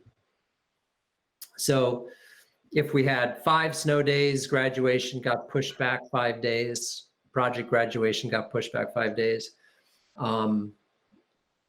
If we had 3, we got pushed back 3. If we had 10, we got pushed back maybe 5 to 6. And then we started looking at losing days in the April break. So snow days wreaked havoc with our end of year activities for seniors, and in some cases, our holidays in April.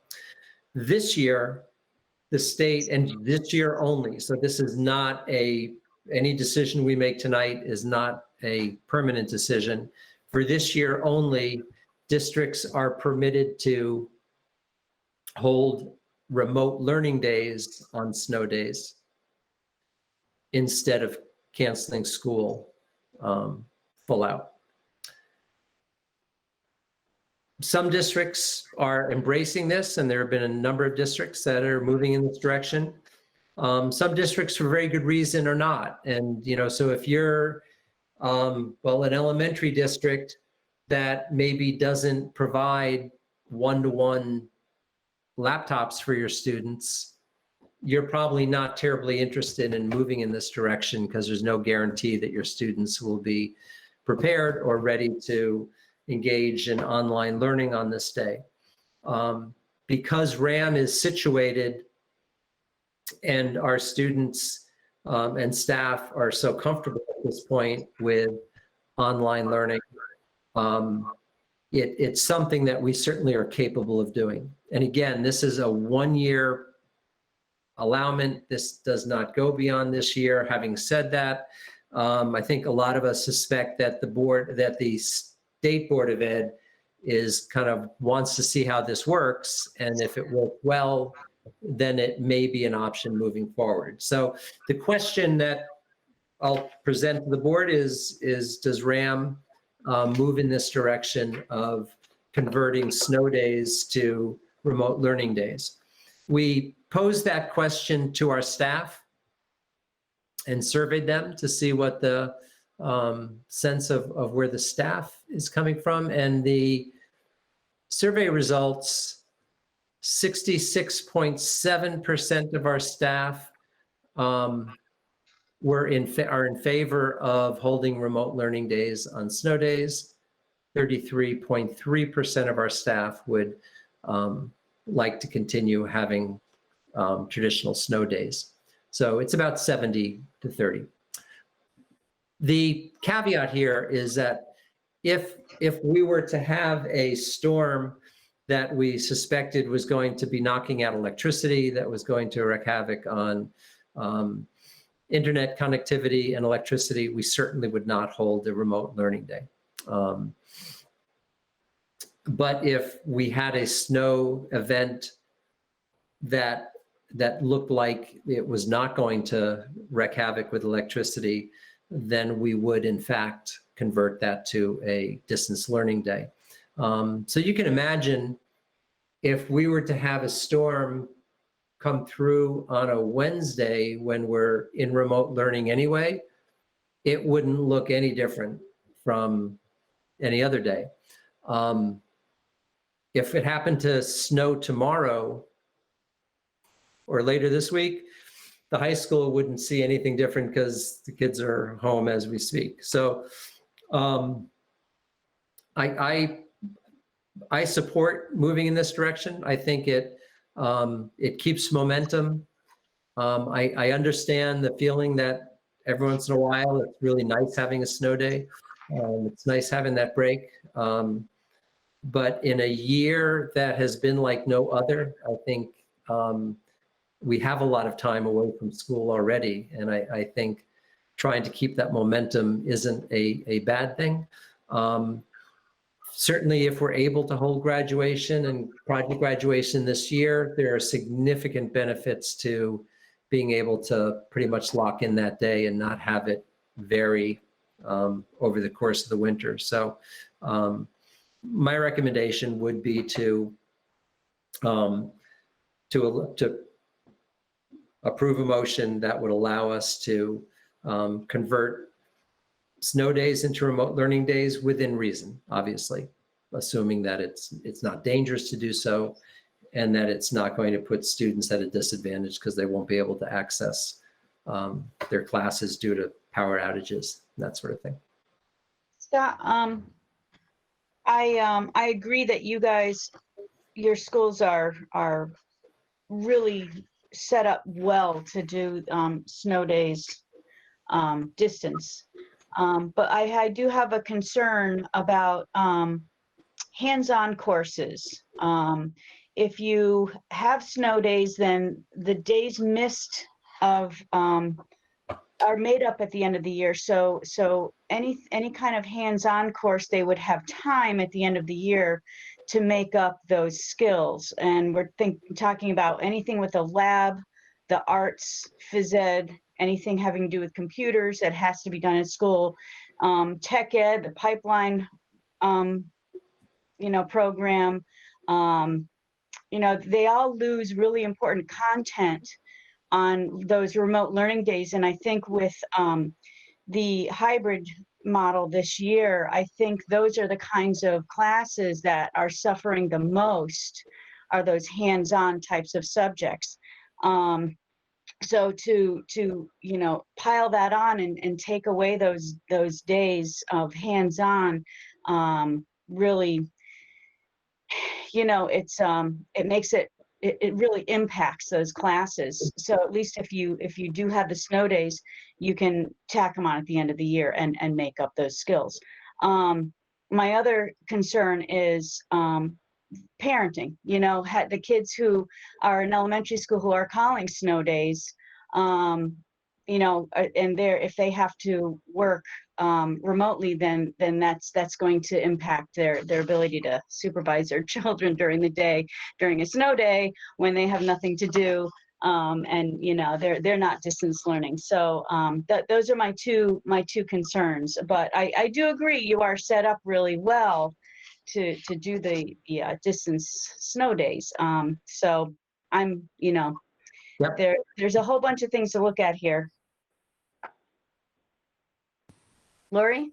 Yeah, thank you, Stephanie. I was just sort of rereading, and is there districts will plan? Is there something that says that it has to be full days as opposed to half days? I'm looking on page 2 now. Discipline the length to not be less than the allocated hours listed below of 4.5 or 5 hours. So it would have to be like a full. Well, 7:30 to 12:30 at minimum would be need to be the length of the day, which is a shorter day. Yes, than, correct. Well, by a half hour of 4 of the days, but an hour and a half by on Wednesday. Okay. So yeah, one of the decisions we made early on is that if we have an interruption to the schedule and we're home, so like high school, so high school's home today. So question is, well, what day is it revert to full 8 periods? Do we keep what we have for Mondays? And we did decide early on that anytime we had a disruption, we would stick to it that day. Yeah, we actually we violated that one day, and because I think, I don't know, the Tuesday or the Thursday, Friday, or the Monday, Tuesday, it kind of put things off sync, and we did violate it, and we heard about it, and so we realized, okay, we really can't do that. So yeah, so we would, whatever day it was, whatever schedule it was, that's the schedule that would be followed. So what, I love a snow day. I mean, I don't know how many people don't love snow days, especially if you're a student or, but I also love not getting out at the end of June. And I think the longer we don't have to try to bring students into the building or do this dance with hybrid or closing for staff related issues or whatever, the overall less that we need to do that this year is probably for the best. I do wonder, and I'm assuming you would probably, I don't know, maybe treat it by a case basis for some students who may and I'm thinking, if we have a major snowstorm where there's a lot of snow out there, and if they had a snow day, they might be helping to clear, right? And it might really be beneficial to the families that they have, I'm trying to prime my kids to be really good at it, because they need to help and they need to help others. So would we work on a case-by-case basis if you had a student or a couple students who needed to help get cars out because parents had to go to work and they weren't able to log in at the 7:20, but needed to log in at 8:30, and, that's the thing for me that I think would be most disruptive for them not having a snow day. Just sort of logistically. Right. And you're correct that there will be some students that will need to help their parents get out, that will need to support this. So we certainly would be flexible. And each of the, Stephanie, what you've suggested, Lori, really are challenges to this. And I think that's why if we do go forward with it, it would be a lab. We'd be trying it out and seeing if it works, and what the drawbacks are. And yeah, so from an educational standpoint, it makes, as you can see, I think it makes a lot of sense. From what each of you have brought to the table, there's also, obviously, it's not a perfect solution. Right. Hi, this is Jean. Oh, I'm sorry, Laura, are you done? I was just going to ask if we need a motion to vote on this tonight. Is that what the goal is? Thank you, Jean. I would like the board to chime in on this, because again, I think it's important enough and disruptive enough, or not, for the board to, and we don't have to do it this evening. If we don't, though, then it doesn't happen until December. Yeah. And I hope that's a sign that there won't be any snow between now and December. So yeah, Gotcha. Thank you. But I'm also okay with the fact if you want to, if you do want to push it off, that's fine too. I just also, Stephanie, I want to dovetail on what you said. I think that child care issues involved if the elementary schools in the district aren't requiring online learning on those days. And also, would this be a synchronous situation where they would be attending classes during their regular periods? It would be, okay, because what would happen if a teacher who didn't live here in this area didn't have Wi-Fi or didn't have power or something? They were maybe at perhaps a different area. That would affect that student's course load for the day, correct? It would impact it. It definitely could. So, but it would be similar to if the teacher was absent and had, alternate plans for students. But you're correct that it could be if one area of the state is impacted significantly, it could very well be that would be the case. Obviously, we would hope to be able to tease that out, but again, with every storm, there's always surprises. So that may not always be possible. So yeah, that could be another challenge. I'd just like to echo both more than both Stephanie, Lori, and Mary. For me, I would love to call it a remote day because, like Scott, I work every day no matter what. If it's a snow day or not, it doesn't matter, we're there. On the other hand, there are families and our students are being directly impacted by this. To echo some of the things already said. And also, Stephanie, just to go along with the courses, not just the hands-on courses, but the students, as we talked about before, that are taking those high-level courses and already are only seeing those teachers once in person, if they're, on their cohort day, and then on the other days already remotely. I agree, ending in June would be awesome, and keeping the graduation date would be, exemplary. Never heard of it's since probably I graduated from high school and we did not make up snow days. It didn't matter, but those days are long gone. But I have some ambivalence about it, both as an educator and as a parent. It's a tough one to call for numerous reasons on both sides. I'd like to support the teachers and believe that we could pull this off. But I think we need to be cognizant of the students and the impact that it has on them. And hopefully it's just like 1 or 2 snow days, we don't get hit all winter. And then if it is a prolonged situation, then what will we do? Because I think that could have a big impact on student grades and their knowledge of the curriculum, because they are losing instructional time. Jean, did you have something? I have 3 things. One comment is on behalf of the students, the joy of an unexpected day off. I still remember those days from my childhood, and you went out and you played and it was a big storm. So I'm putting in a vote for them that maybe you might be robbing them, particularly if this one for this year, maybe, but going on long term. My other issue, if the state decides to go on long term, is you're going to have to formalize training. Because the people who went through COVID got ad hoc, some sort of training, right, to do this. But as we move on, that training might not exist. And so some of your newer faculty may not, in fact, have the skills to be able to do this, and you'd have an uneven balance. My third comment is about the 66-33% staff vote. Does this in any way unfairly impact people who are hourly? I know at our institution, I have had conversations where I'm like, oh, there's a blizzard coming. I'm so hopeful that we get the day off, only to have this hourly worker say, I won't be able to buy my Thanksgiving turkey because I don't get paid for snow days. I'm hourly. And so I wonder about that 33% and who that was. Well, so 2 things, Jean. One, that was a survey only of our teachers. We really wanted to keep it focused on kind of a decision based upon academics. So that's just teachers that responded there. And and I know Lily and Dana, you can correct me, but I think RAM students are actually more excited when we do have school than when we don't. I don't know. Am I off base on that, guys? I think right now, definitely, I would rather be in school.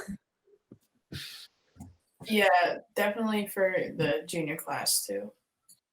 What, Dana and Lily, do you guys want to chime in on this? What your thoughts are? I think for this year specifically, I'd be willing to consider it because, again, because of the AP classes and losing time there. If it were any other year and we were in school fully regularly, I wouldn't think it was a good idea because, again, snow days are kind of like a rite of passage for most little kids. Obviously, we're not little kids, but it's still a few days doesn't really kill us. But right now, because we're losing so much school time, I wouldn't be fully opposed to it, but I'm not sure if that's necessarily the general consensus among students. Yeah, I would agree with that. I'd say this year it's definitely a lot more different because in past years, like I know South Windsor did like a virtual thing for snow days last year, and I'm sure that's just like so much different than the vibe that it would give off this year because we're already virtual like most of the days. So it wouldn't like leave us much difference between like whether we're out or whether we're doing like a virtual day. I don't think it would be as big as of a deal if we were like in school all the way. And I also think that students just in general might not think about when we're getting out in June, but when it does come around, they're like pretty peeved about the fact that it's so late. And so I think that it's definitely really important, especially this year, just to like give us a break and like so we have that longer summer, you know. I think Okay, Lily and Dana. I just want to bring to everyone's attention that it's approaching 9:30. I know Rob has to leave and Lori has to leave. I'm wondering if we should take our chances with Mother Nature and table this discussion till next month. Because of the lateness, we still need to go over the financials. Or Stephanie, Can I just ask one question for a possible idea? Scott, I don't know what leeway you have, but is it possible to set some parameters around, does it have to be all the snow days are virtual, or can you say, all right, the first 3 will be treated as true snow days, but after, 4 and on will be distance? Is it possible to set something like that? What Lily and Dana said, I think was really insightful. I was a June 29th high school graduate.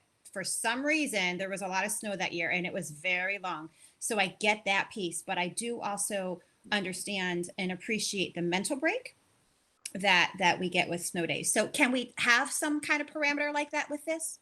We absolutely can. And there are some districts that already do something similar to that. They'll say the first X number of days will be snow days, and then beyond that would be virtual learning days.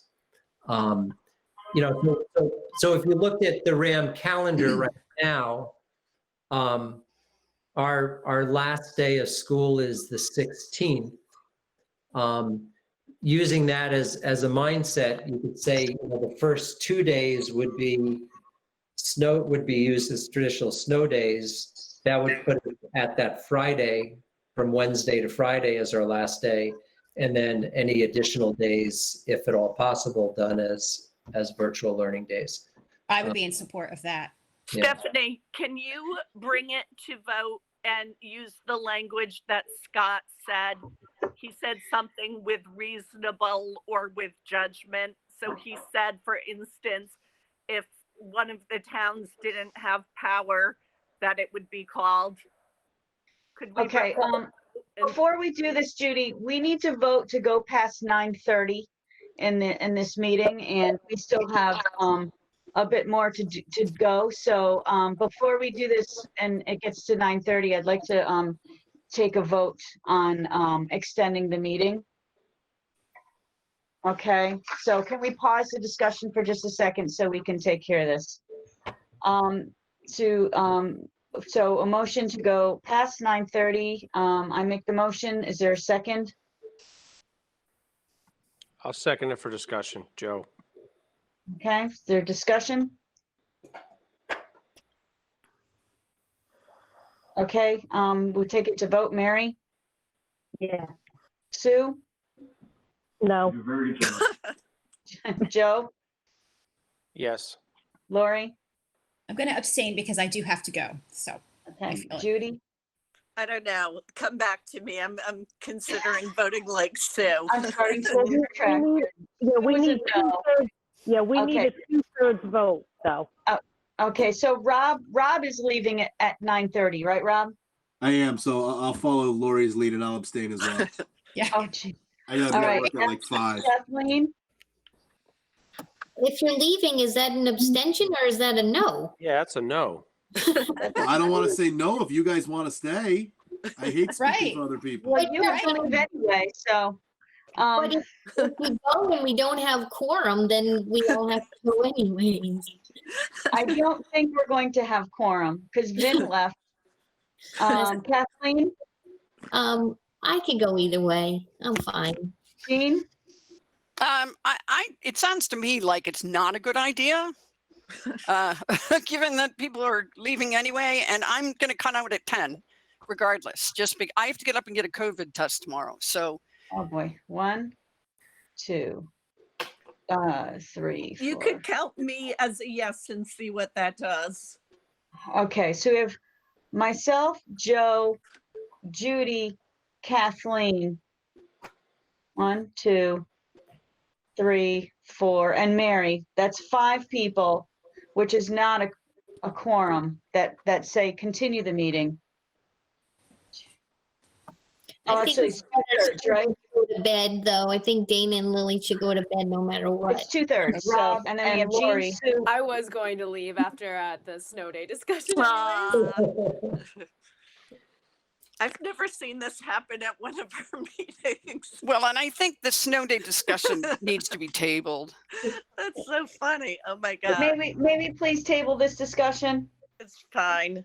Yeah, what I'd suggest we do is, I like Lori's suggestion that maybe we call kind of a hybrid version of the snow day proposal.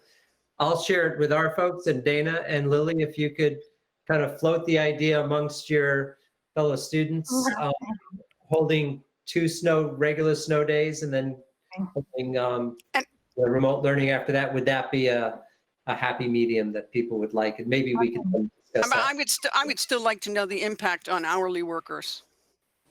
It It's wouldn't a time. Yeah, it wouldn't have any impact, Gene, because we would, we find work for them. Okay. On Saturdays. They make up. Maybe that should be in the wording. Eva, are there going to be any need for any motions in the financials that you have to have tonight? There is. There is. Is it It's transfers? okay. It's okay. You guys, it's past 9:30, so it's okay. It can wait till Thursday or till December, sorry. It can wait till December? It's gonna have Okay, to. so if anybody has any questions on the financials we received, they can email you, correct? Yep. Okay. I just have to say, I don't think this has ever happened before. I find this very funny. Good job, Sue. Sue started this. Can I throw one thing out? I didn't start it. It's a board policy. Well, no, Sue, I appreciate it. It's appreciative, my comment. Listen, I've been in meetings all day. If anybody attends PPTs, they know how exhausted I am. It was a compliment, I promise. There is one motion we were hoping to leave this meeting with today, coming out of the facilities committee, subcommittee, regarding some work on the competition field. And if we put that off, I'm afraid that we're going to run out of weather, the season to make that happen. So I'm wondering if Joe, or I don't know if Rob is still on. Scott, does that need to be added to the agenda? No, it was coming out of the report, the facilities report. Joe, do you want to, Stephanie, would it be okay if one of the facilities took like 2 minutes and just threw that out? That's okay with me because this one is time sensitive. We really do need to make a motion on this. I think we should let Dana and Lily go, though they don't need to hear this No, unless. yeah, they feel the need to. high school kids, go to bed, please. Thank you for your contribution. What do you mean? Have a nice night. Have a nice night. Thank you, Dana. and I Lily. think, don't we still though have to add it to the agenda? I think we do. I mean, we'll I support you. agree. I don't see a motion on here.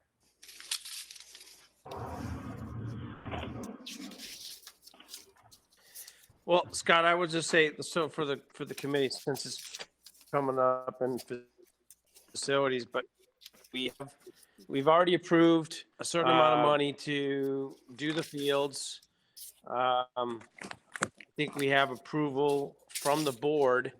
I'm not sure if it's a gray area. Do we need to have a second approval? We allocated the money, and maybe at the superintendent's discretion, the recommendation I think comes from the facility committee to go ahead and do this. I think it's been very well thought out as far as the next process. The right people have been involved, Rich Calarco and BSC and our facilities director and so forth. So to me, it's a gray area. I don't know if we need a second approval on this or not to spend the funds, because we've already allocated in the budget for this purpose for the funds. Joe, would it be Right. cleaner if you just ask to add it to the agenda? We'll add it to the agenda and we have a vote.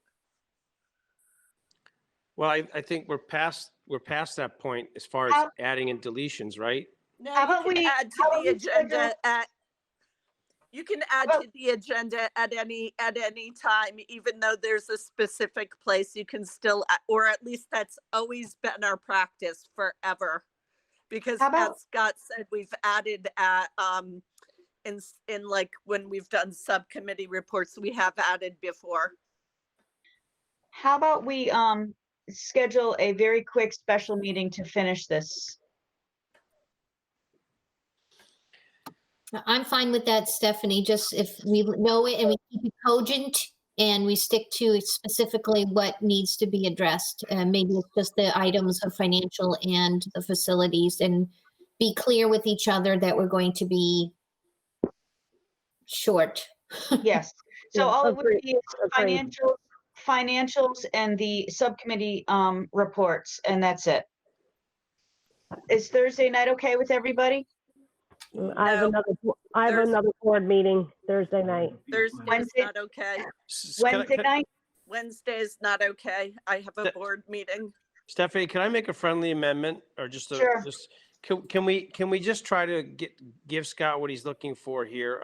Yeah. Can we go to 9:45? That gives us 11 minutes to get these things hashed out. Yes.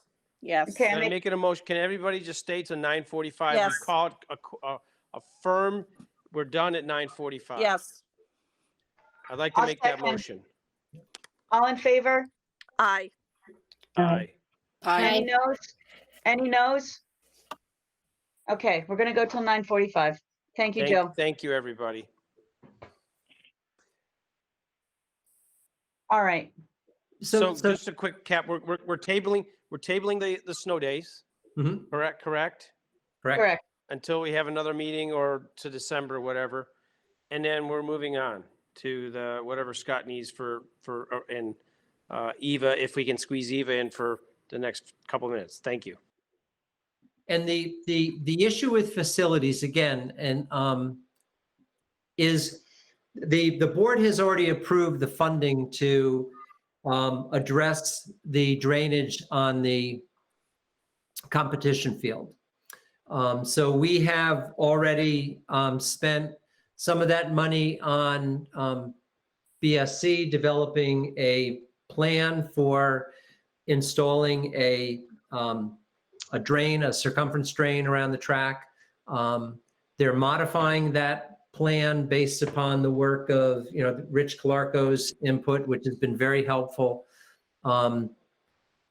What Rich Calarco and BSC and Mike Slayhofer, Mike Pompowitz have also brought to the table is a process that would allow us to break up the hard pan underneath the turf, the soil on the competition field, and inject sand into it. It's a pretty specialized process, but it will significantly increase the field drainage and is aligned with the drainage that we'll be installing hopefully this spring. So it's not as if the facilities subcommittee has decided, let's go in a different direction, let's do something new and different. This is all tied into the efforts to enhance the drainage on the competition field. They would be using money that has already been earmarked to address the drainage issues. So I guess my question would be, do we need is this an informational piece, or do we really need a motion to move forward with this? Well, this money's already allocated for field improvement. It is, correct. So my thought is we do not need a motion, but it's good. It's a good informational piece for everybody to know. Right. I think it's best practice to do it through motion though, because when in doubt on these kinds of things, my thought is always to do it as by the book and as clean as possible. We have so many great things happening in our district. I mean, I'm sure everybody would approve this. Scott, can I speed it up a little bit since we got 6 minutes? Yep. How much is it? How much is it? When are you going to start the work? And Eva, quickly, what is the allocation number, please? I think Eva left. Okay. So Scott, how much is it going to cost? This was going to cost in the realm of about $5,000. Okay. And if my memory serves me correct, we have like what, $50,000 for? We have $50,000 for this. So we're well within that range, not coming close to going over. And the reason why I bring it up is that the contractor who would do the work, it's a very specialized work because very few people actually have the equipment to do it. And we're kind of in that sweet spot of getting it done. If we waited even a week, we may run out of time to. So why don't we just make a motion? The motion. Yeah, go ahead, Okay. Sue. I was just going to make the motion to provide the approval to the acting superintendent to approve the $5,000. Do you want to say an amount or not?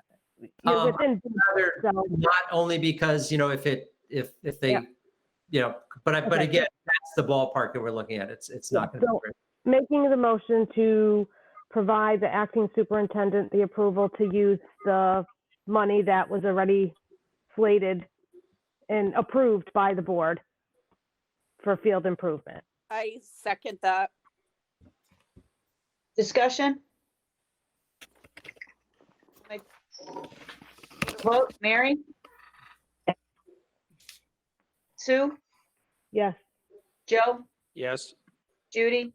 Yes, and thank you for the transparency, Scott and Joe. I mean, I know this was a hassle, but the transparency that you are leading by is exemplary, and we really all appreciate it, and I know the community does. So thank you.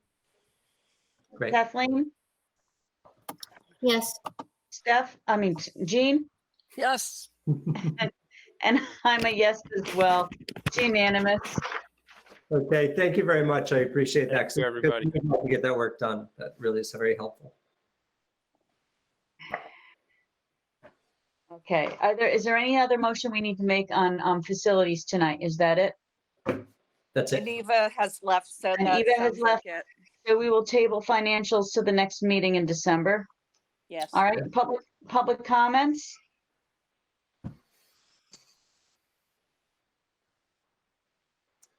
Okay, there are none. There are informational items in the packets, calendar events and student discipline. Are there any questions or comments to Scott for that? I'm not hearing any. Okay, adjournment, motion to adjourn? I make the motion to adjourn. Second, Kathleen. All in favor? Yes. Aye. Aye. Aye. Okay. Thank Motion, meeting adjourned 9:43. Thank you, everyone. Have a good night. Nice Everyone. job. Everyone, Nice job, everybody. Thank you. have a good Thanksgiving, everyone. Thank you. You too.